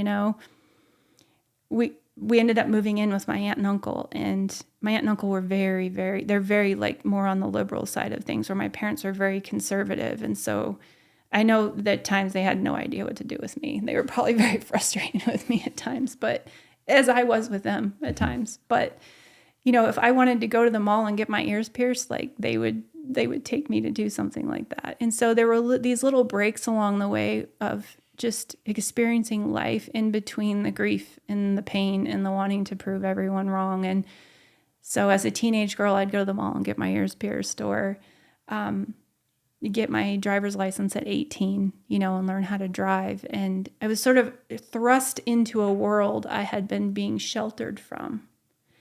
And because I had walked through the worst, I wasn't scared of that world. Like I wanted to experience that world. But there was a lot of just dark heaviness on me all the time. So, going to a movie or going, riding an escalator for the first time, riding an airplane for the first time, all these firsts in a way I think were somewhat therapeutic on top of just dealing with everything else. But it wasn't easy. It was very, very hard. It was very hard. And then being in the media, this would happen with the case, and then it would be all over the newspapers again. And yeah, it was rough. So did you stay separated from your dad after that, or were you guys able to reconnect before he actually had to go to trial? No, he got put in jail, and he sat in Ada County Jail for a while. We could go visit him in jail. I think we visited him a couple times.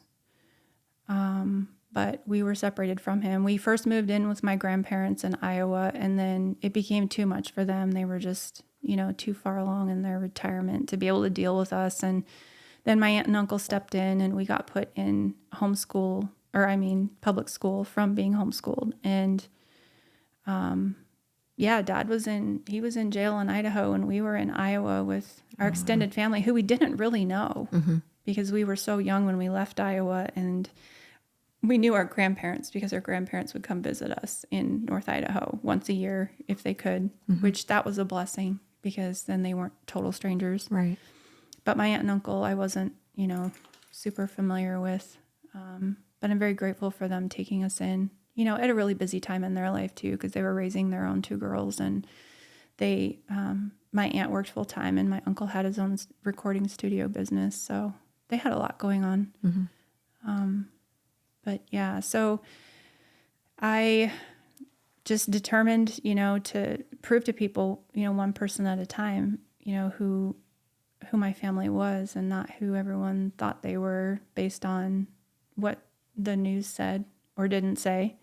And I made it through high school, and became, a young adult, and I was going to do things my way and do them different and do them right and do them better and live the American dream and build my house in Montana and, have all the things. And I quickly realized, on top of all my trauma and then a postpartum depression after having my son, on top of the regular PTSD that I had, which no one talked about that stuff back when I had my child. Like, no one talked about PTSD. No one talked about postpartum depression. I didn't know what they were. I didn't even have a frame of reference for it.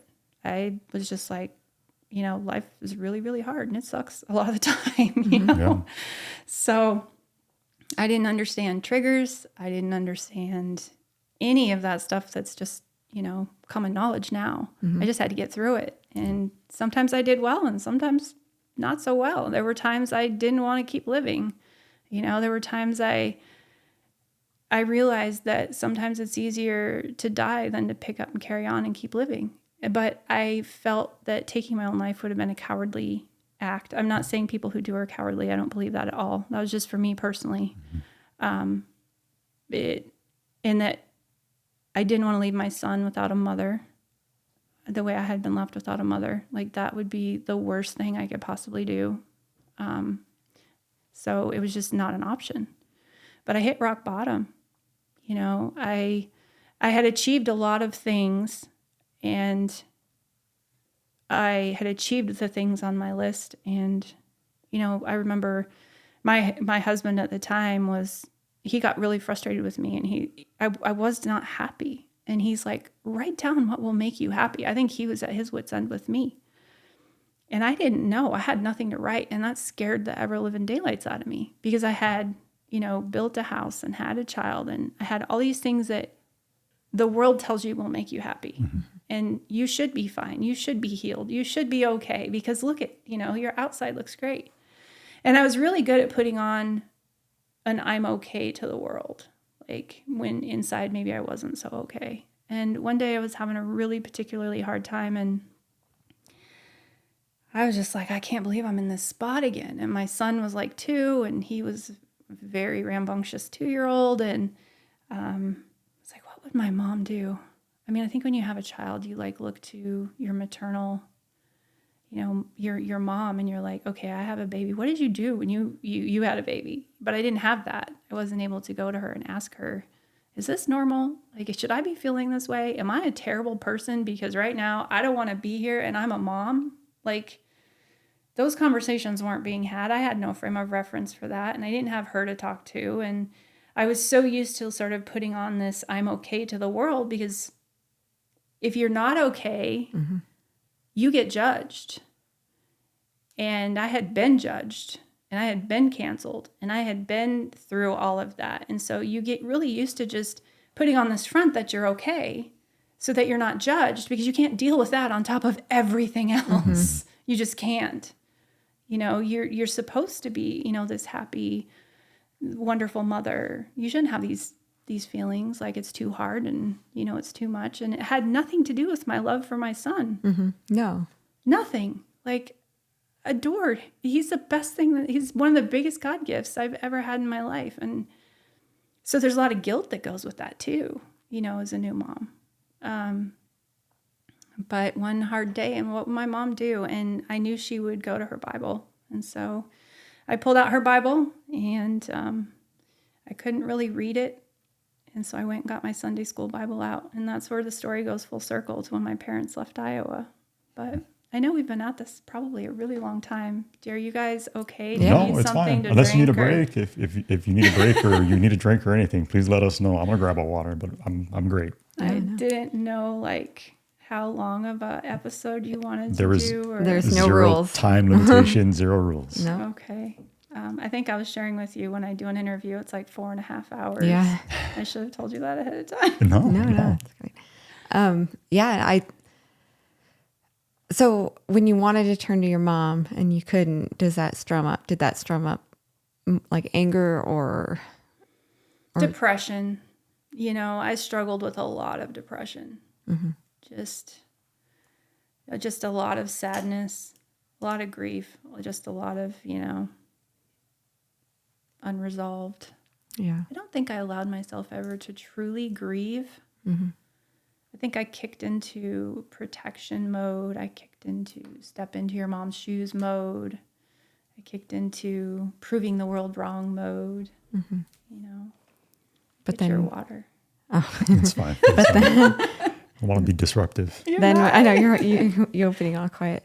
But then God gives you a son, which then it's kind of a full circle in a way because not only do you get your friend back, but now you can completely understand the love that your mother had. There's something about a mom's love for their son, for their little Yes. boy. And so it definitely helps.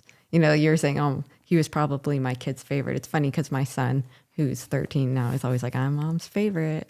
He was actually born on my birthday, but so he's like so like there's always this joke and the kids are always like, "Ugh." And then Eli comes along, you know, but the girls are like, no, we're not mom's favorite. But there's just something about a mother and her son. So, I mean, man, this sounds kind of weird, but I was just thinking about as you're telling the story, like God has mercies in weird ways. And the fact that your mom joined your brother the very next day. Oh, yeah. Like, I don't know how she would have lived without him. I don't either.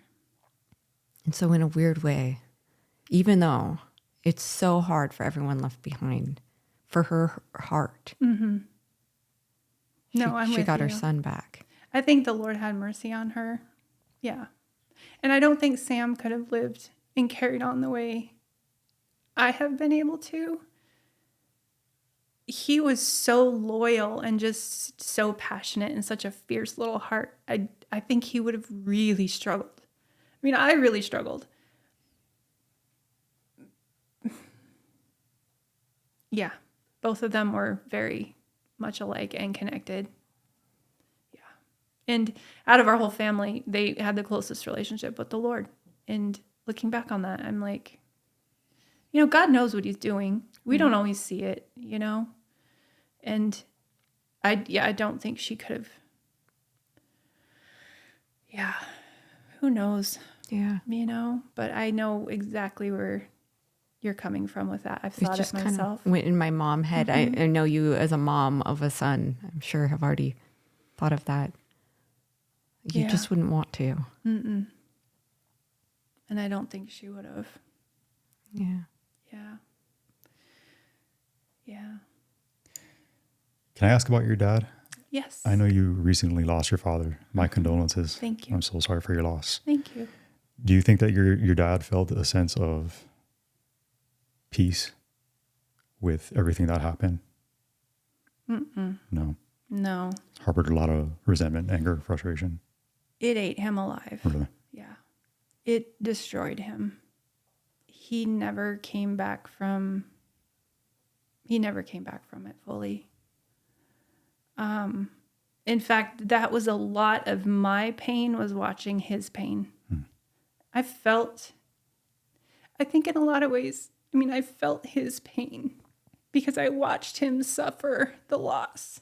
And I understood the loss because I was suffering it, but not on the level that he had, because it's his wife and his son, you know?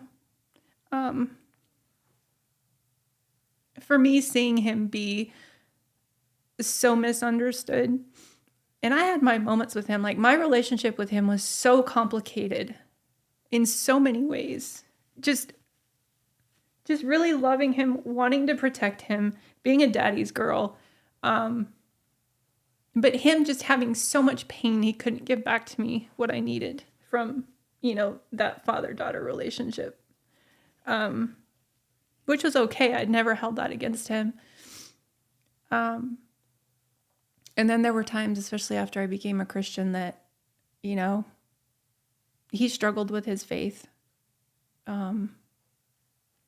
Genuinely, very deeply struggled for a long time. And he was angry with God, if there was a God. And then he was an atheist for a while. And then, he couldn't reconcile it.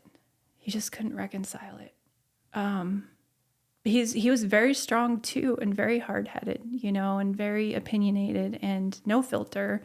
I think the no filter thing bothered me more than most people. Most people were like, "Oh, your dad's awesome," but there's times he would rattle off and I would just be like, "Oh my gosh, Dad." But he was authentically himself all the time. And if you liked it, great. If you didn't, oh well, and that's just who he was. And there were times I was like, "Dad, just use a little wisdom here, because it'll be much easier, for you, for me, like whatever." But it just wasn't who he was. And then when I became a Christian, I think he might have had some demons that were irritated by my light or whatever. But there were times that he would just he would just go off. And I'd be like, Dad, where did that even come from? You know? And it was hard because I lost my relationship with him. You know, the day Sam died, he changed. You know, he had, you know, his part of he died too, you know? And so the dad that I was used to left. And I had felt that I lost both parents, you know, from the beginning, because it really did. It robbed him, you know, that it wasn't there anymore. I mean, I did a lot of things with him. I did book signings with him. He leaned on me a lot in a lot of areas. I stepped in to try and help him in ways that I shouldn't have had to, but I wanted to, because, you know, I really, daddy's girls, they love their dads, you know, and that's what I was. But there's a lot of things I disagreed with him on, and a lot of things I was so angry at him about, and he would do something, you know, I considered stupid, and I'd be like, Dad, you know, what are you doing? I'm trying to protect you from yourself, you know? I don't know. Daddy-daughter relationships can be complicated. Oh, yes. Yeah. Yeah, they're complex at times. They are. They definitely are. I kind of go through that now with our own teenager. Yeah. Yeah, they can be, but I think that's amazing that you were there and you didn't harbor any resentment. You just knew that you needed to be there, and you didn't require, not that you didn't want or need it, but you didn't require that be reciprocated. And I think that's a really beautiful, selfless, just unconditional love that you had for your family. It was very hard because he carried so much guilt over what happened, but I didn't see it as being his fault. Mm-hmm. You know, a lot of people wanted to throw guilt his way, and I think he owned and carried that. And I think he blamed himself. If I would have just done this, you know, hindsight's 20/20. If I would have just done that, if I wouldn't have done this, or I wouldn't have done that, you know, I think he struggled with that, and he could never receive from me. So all of the love and the care and the things I was trying to do, he couldn't receive because he carried that. And so the more I poured out trying to help him, the less he could take in. And so that became... But then when he needed something, a lot of times he would come to me and be like, I need this from you, which is also very complicated, because if you won't receive what I want to freely give, and then you come to me for something, that's difficult, you know? So, yeah. But there's trust in that too. Like, he knew he could. Right. And so that's a kind of a compliment in its own way. Yeah. That he knew he could come to you no matter what. Yeah, which I probably didn't see that, because he would come to me when he would get himself, you know, in a pickle or something, and I'd be like, well, what'd you do that for? You know?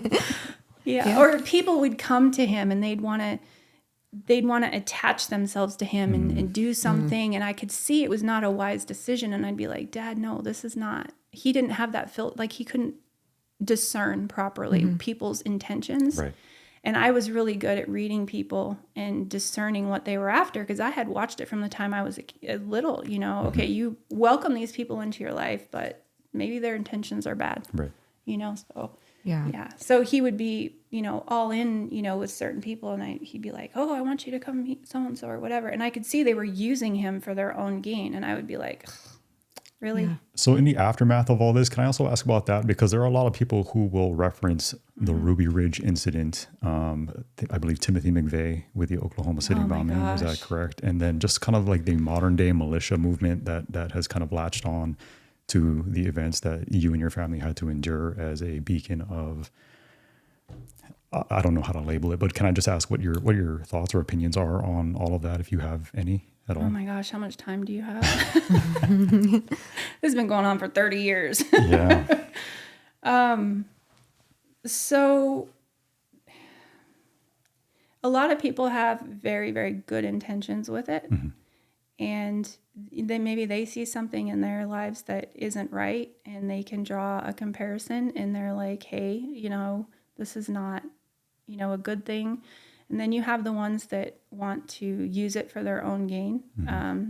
Somebody sent me an example of that the other day. They're actually using, you know, my dad and, you know, the Ruby Ridge thing to sell products online. And stuff like that. And that's been going on for years. And it would really frustrate me and make me angry in the past. And I would just be like, this is so wrong. And, how do you stop this or whatever? And then I just got to a point where I'm like, life is too short for me to constantly worry about what everyone else is thinking or doing or saying or using, so I could spend all day long, every day, searching the internet and finding people that are using it wrong and speak into that and literally ruin my own life, because a lot of times touching this, just Ruby Ridge for me in my own life is like touching a hot skillet barehanded.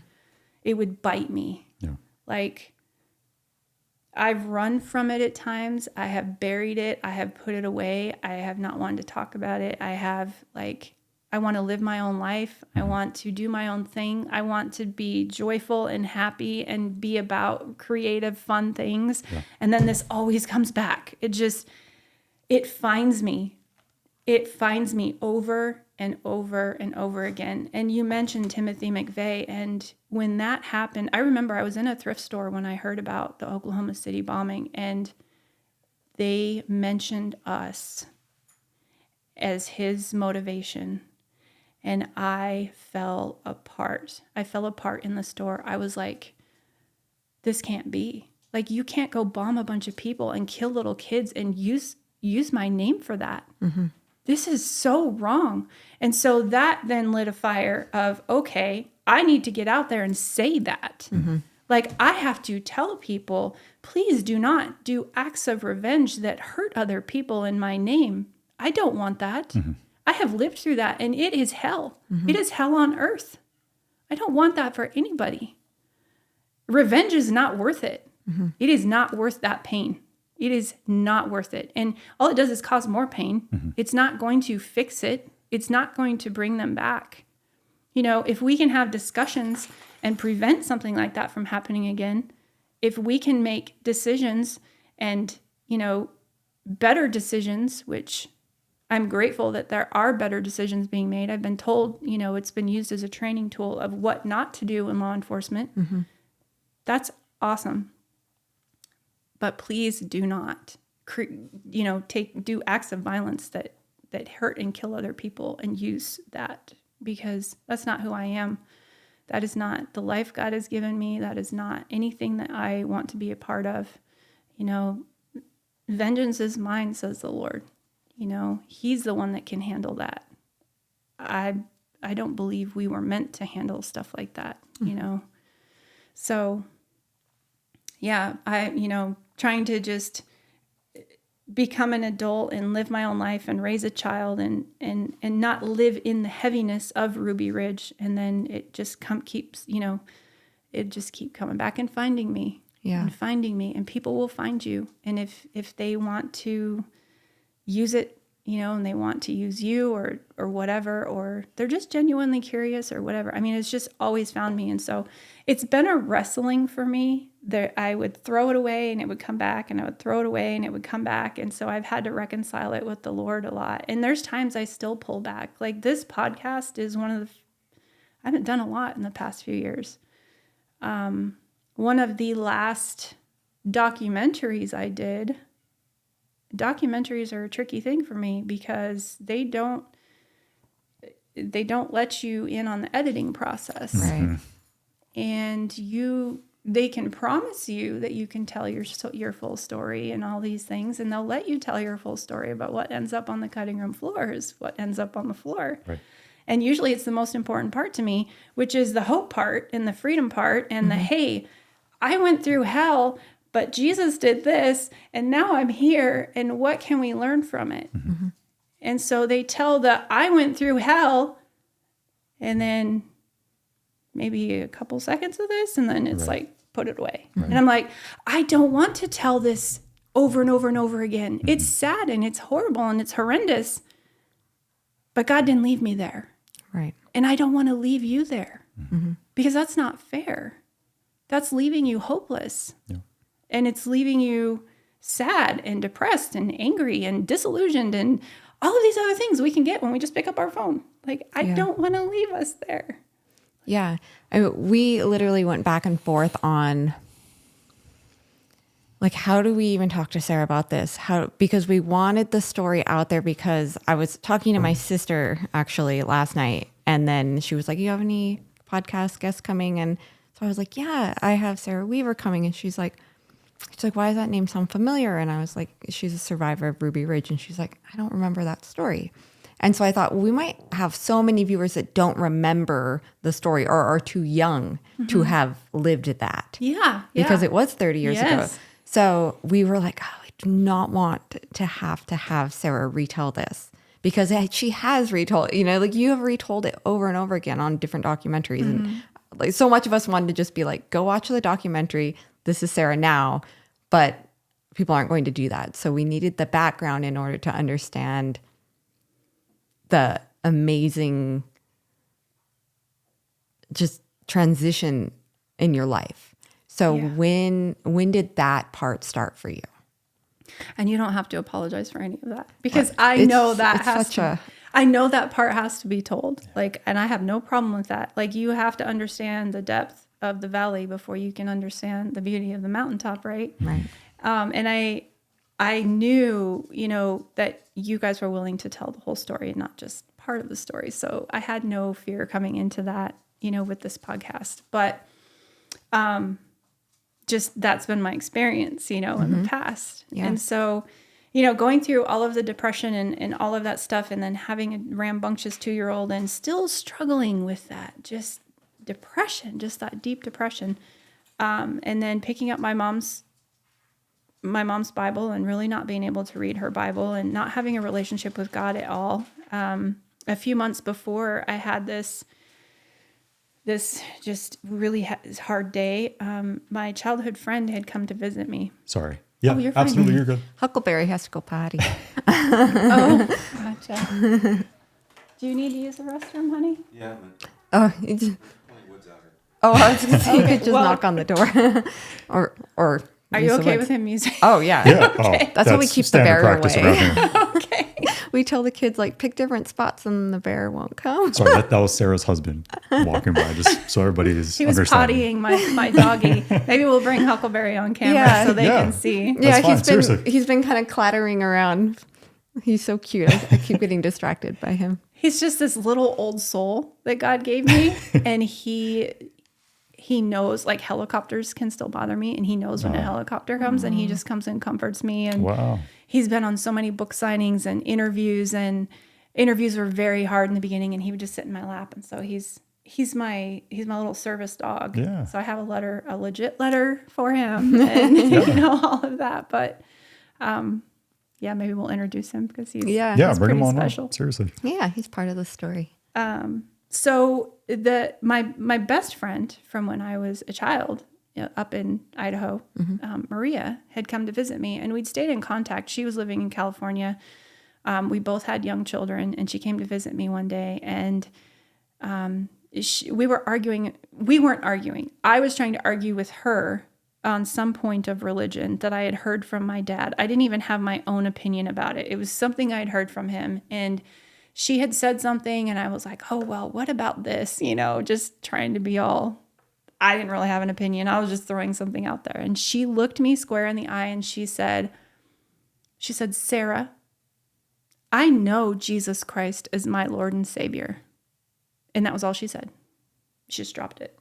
And I was like speechless. And I just was like, because Jesus was not a name we used in our household. My parents used Yahweh and Yeshua, and Jesus was not a part of the Old Testament, religion I had been taught. So I was just like, okay, well, that ended that conversation. Next, what's for lunch? Yeah. So, and it made me kind of just shut up, and I was uncomfortable with it. Well, then a couple months later, and I was back to struggling, and I got my little Sunday school Bible out. And when my parents were attending that church in Iowa, this is so interesting to me, I attended Sunday school, and they would give you a piece of candy if you memorized a Bible verse. And I was very competitive. Like, I wanted that candy. Plus, I love candy. That helped. But when I grabbed my Bible, because I just sort of followed the rules and the laws to make my parents happy. Like, I didn't have my own religion. I didn't like buy into the passion that they had for God. I was just kind of like trying to stay out of trouble and off the radar. And, and I had since been mad at God. If there was a God, I was mad at him. But when Maria said that, I was like, oh man, she was convinced, and her opinion meant a lot to me. She had been my friend through thick and thin, and she just loved on me, and she didn't try to change me or talk me down. I was not a very good friend because I was so depressed and wallowing, and she was there, so I respected her opinion. But at 7 years old in Iowa, in that little Sunday school, I memorized John 3:16. And I think it's always worth quoting. For God so loved the world, he gave his only begotten Son, that whosoever believes in him would not perish, but have everlasting life.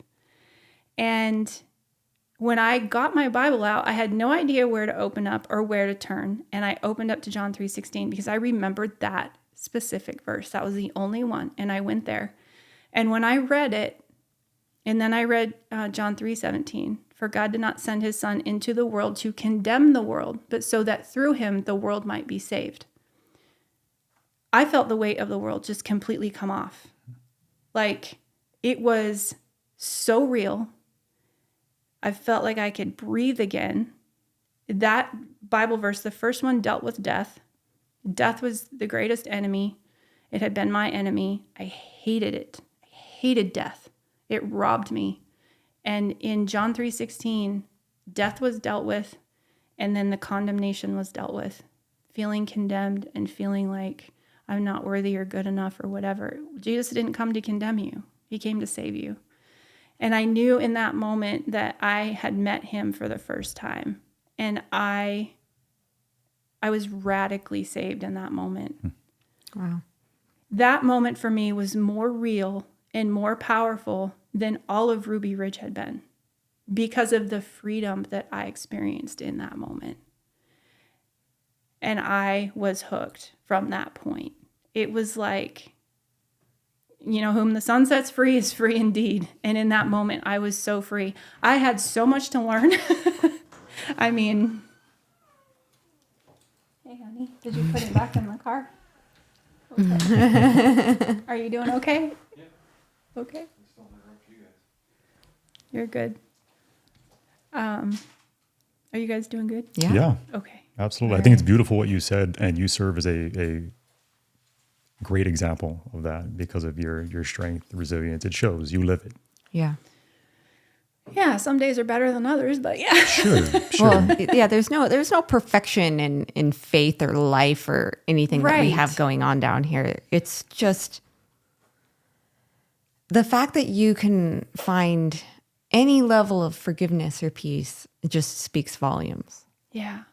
And to me, it speaks volumes about our Lord. Mm-hmm. Like, yeah, it was an intense moment that changed the course of my life, for sure. And you're right about the perfection, and that's something that I've struggled, with in trying to prove everyone wrong and all of these things. And if you make everything look good on the outside and you have all these things the world tells you will make you happy, everything's going to be great. Well, no, Yes. we're all messes. Oh yeah. Like, some days more mess than others, but like you said, there is no perfection in that journey, but there's beauty in it. Yeah. And you can find that. And I think that's powerful. So, I think your story is it's a story of hope through the worst circumstance. If you can find hope and peace and love and happiness, anybody can. And that makes you such a beacon of hope for so many people. aw, That means a lot. I hope people find that listening to this, because it makes it worth it to do it. Yeah. It makes it worth it to relive it again. And so that's my prayer when I come into these interviews, is that, the Lord would speak just to that person. He leaves the 99 for the one. Yeah. And even if it's just one, it's worth it, because I was one, and look at what he's done. Like, it's it's amazing to me. He constantly amazes me. Yeah. I had a lot to learn, though. I'm still learning. I still have a lot to learning all the time. But, I ended up walking through a divorce as a Christian. I didn't understand forgiving as much as I understood I had been forgiven in the beginning, right? And there's two different roads to walk there. One, there's accepting forgiveness for yourself. Mm-hmm. And a lot of people have a difficult time with that. I think it's more difficult when you're on the pain giving side than the pain receiving side, because it's easier to receive forgiveness if you haven't been the one doing the thing, Mm-hmm. And so when I received his forgiveness and I got all of that freedom, and he dealt with death, like that was one of the major things for me. Like death was not the end. He dealt with it. He defeated it. He conquered it. Because that had been the enemy to me. That was the thing. And he dealt with that. And I had received his forgiveness. But then I ended up becoming, when you get, radically saved and you're one way and you're depressed all the time and you're sad all the time and you live a muted sort of life. And then all of a sudden Jesus steps in and you become a new creation. Everything that brings that comes with that can make the people in your life very uncomfortable because you change so drastically. And I was desperate to change. I knew if I didn't change, I wasn't going to make it. And so I started rapidly changing, and I was hungry for learning more, and then I discovered that there's a whole Christian family out there. I had no idea, and what comes with that. And then a church family. And then it's like, oh my gosh. And then, there's conferences and there's things to learn, and God starts changing things in you. And the people in my life were like, oh boy, what just happened here? And I don't blame them for that, because I did change. And so, that ended up leading me down, a path where it just separated from the person I was with. And that's a whole other long story. But what the Lord taught me in that journey, as painful as it was, because for me, it was like another death. Like divorce can feel like another death. And coming out of Ruby Ridge, I had been the victim. And people, they agreed with that. And they'll tell you all day long, oh, this never should have happened to you. They'll pat you on the back and say you have every right to be angry, every right to be, upset and bitter and all these things. Of course you do. And they will put you up on that shelf and they'll help keep you there. And it's not healthy. It's not a good place to stay, but it's comfortable, because you have full support of everyone around you. But, going through the divorce, it was like going through another death. And then I was hurting people right and left, because you can't go through divorce and not hurt people. I didn't want to ever hurt people. Having been so hurt myself, I never wanted to hurt anyone else. But in order for myself to survive, this, I had to go through this thing. I had to change. And if they could either, come along or not, and that's kind of just how it was for me. It's not like that for everybody, but that's just how it was for me. And it was a not.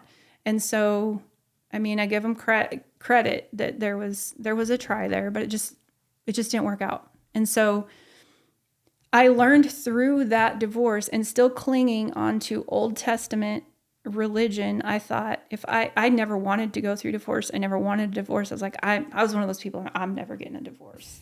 I look down on people that got divorces.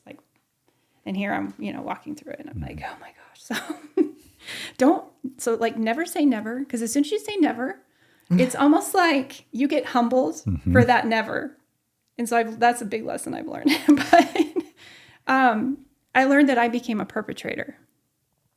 And so, having been the victim all these years of pain being perpetrated on me, I became a perpetrator, and I ended up hurting people through my divorce.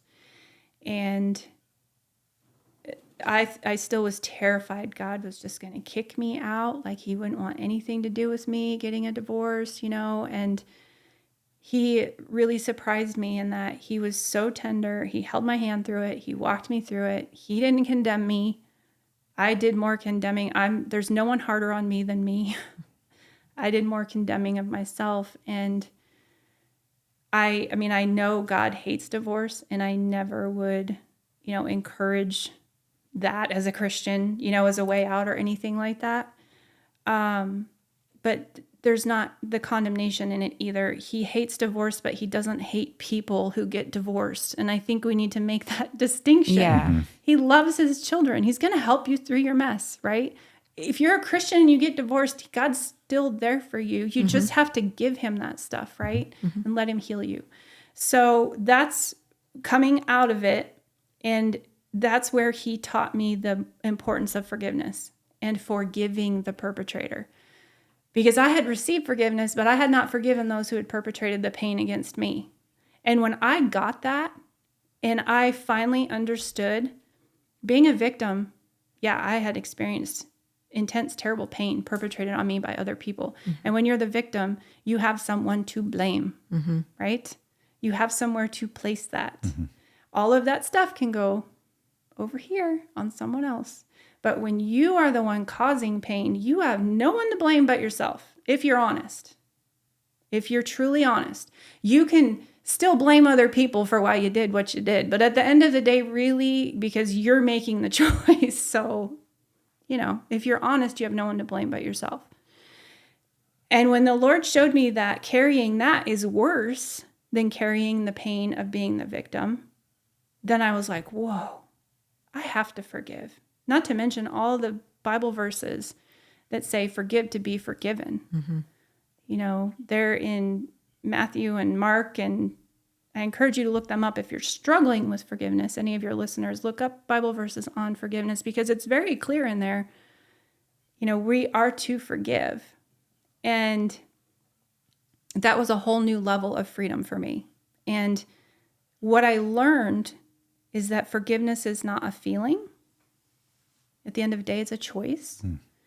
You choose to make it as often as you need to, as many times as it takes. Pretty soon, it's not even an issue in your life anymore if you just keep turning it over. And the feelings can come back, and you can be angry and not want to let it go and all of that stuff. But if you make the choice to, all of that's keeping you in bondage to what the other person did to you anyway. It's not saying that what they did is okay. It's not condoning whatever it was that happened. It's not giving them a free pass. But it will set you free from what has been perpetrated on you. And I do think something happens in the spiritual realm too for them. Like, I don't know for sure, but I feel like once you release that and you let that go and you give it to God and you say, okay, I am choosing not to hold this grudge against this person, then I think not only can he work on you, but I think he also can work on them, And, I want to be really clear too. It's not about removing your boundaries in any shape or form. I've had a lot of people come to me and say, should I go tell the person I forgave them? And I'm like, not necessarily. Yeah. I think that's an important distinction. Yeah.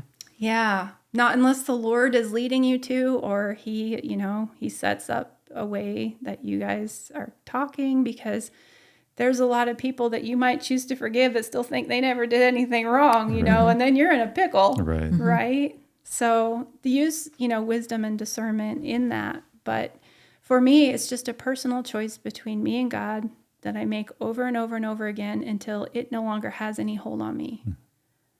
And so can reconciliation come after that? I think it can. Does it have to? Not necessarily.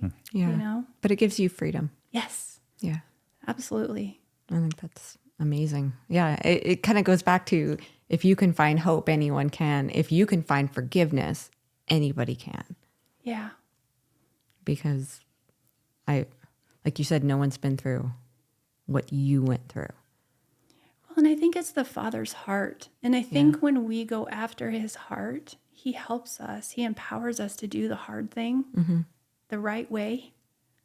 And that's available to everyone. I'm not special in that. I just was so desperate. I needed his heart. Like, I had to go after his heart because that was my lifeline. And it's available to everyone. And that's just so amazing. Yeah, So it is. So is that what inspired you to then want to tell your own story? So was the book written after your personal faith journey? yes, this book, the Ruby Ridge to Freedom, the Sara Weaver story, that after the Lord walked me through, this radical change and teaching me about forgiveness and changing my life and helping me, find that hope again. And the depression went away. And I knew I had to tell that story because the old story didn't represent me anymore, not fully. And I felt like the Lord's story, it's his story, really. And I've seen him do just such amazing things with it. It's not even mine to keep to myself, even though it's hard and I don't want to tell it sometimes and I don't want to put myself out there. It's not even my story anymore in a lot of ways. It's for someone else. And he can do that with anyone's pain. He can do that with anyone's story. You just have to be brave enough to surrender it to him and say, here's my loaves and fishes. And they look really humble and they look really sad. And it's all I got, but it's what I got. And you take it and you bless it and you multiply it and you do something with it. It's all I got and it ain't much and I can't do it on my own, but you take it. And then he feeds the 5,000. Yeah. And we just have to be brave enough to do that. And there's been times I haven't felt brave enough to do that, but I would just step out in faith and do it anyway. And he always met me there. And so I would just encourage anyone listening, if you're getting that nudge and you're walking with him, you're going to be okay. He's got you. Yeah. Just be brave and take the step.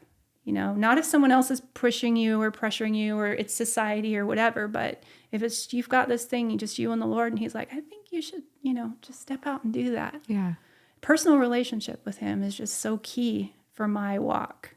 Is just hearing from him and that you want me to do this. So I can do stuff in my own strength and it doesn't turn out. Yeah. It just doesn't. So I think it's kind of amazing that you're sitting here with us right now. I thought that you would just ignore us when we reached out. It was actually Jeremy's idea to speak to you. And now I understand why that all of a sudden you popped into our heads, because I don't think it was an idea that popped into our heads on our own oh, wow. knowledge. I think it was talk to Sara. Wow. And so I think that's really incredible. And I just realized that right now. Yay. Like what a neat, I feel honored to be a vessel. So I just think that it's so strange. Like even when my sister was like, oh, how'd you guys come up with talking to Sara? I'm like, I don't know. And I didn't really think about it until you just said that now. And it's like, this makes sense now. Now I understand. It does. It does make sense. Yeah. And I shared with you earlier, I had, so I have a bunch of friends in this area on my social media, and I had seen where you had done a grocery giveaway, and that's all I really knew about you guys. I saw that one video and I was like, that is just so cool. Like, these are cool people. Like, that was my first opinion of you. Oh, and then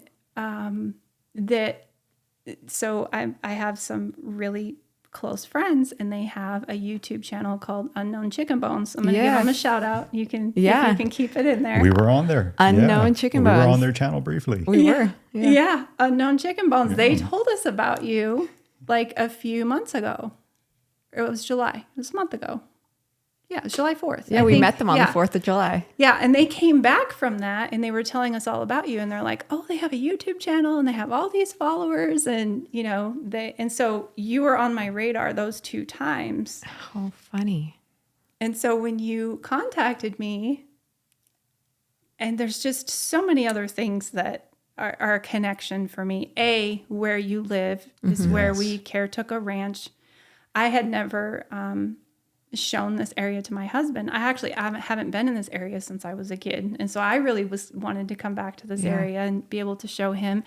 And then, our friends bringing you up, and then the giveaway that you did. Because when we would travel, my husband and I, and we would do book signings, we never wanted to charge anyone for the presentation. It was always, the gospel is free, but we would do food bank fundraisers. And so we preferred that the churches would say, bring a can of food to come and hear the presentation. And then, we'll donate all of it to the food bank at the end of, our presentation. And so that was just a little, when you guys were doing that, I was like, oh, that's really cool. Because that's kind of what our heart was as well.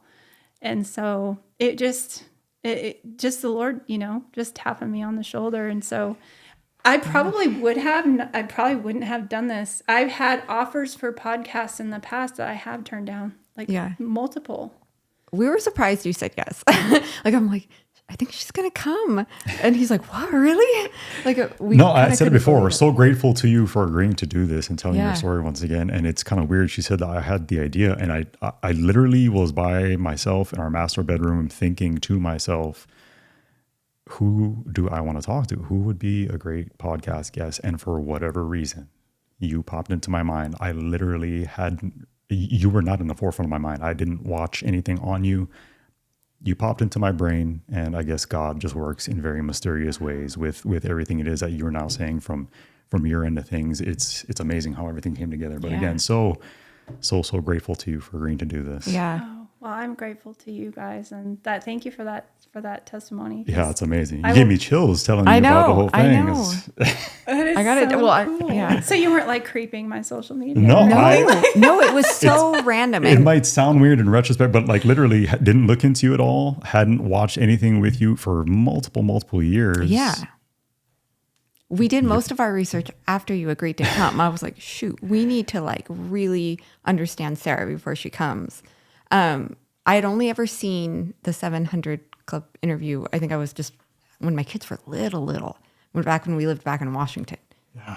Wow. And so it was very random that he was just like, how about Sara Weaver? Yeah, I walked out of the bedroom and I told you, I said, yeah, why don't and we I'm try like, this? how do we find her? He's Yeah. like, I don't know. And That's amazing. So neat. Yeah. God is so cool. I love the way he does that.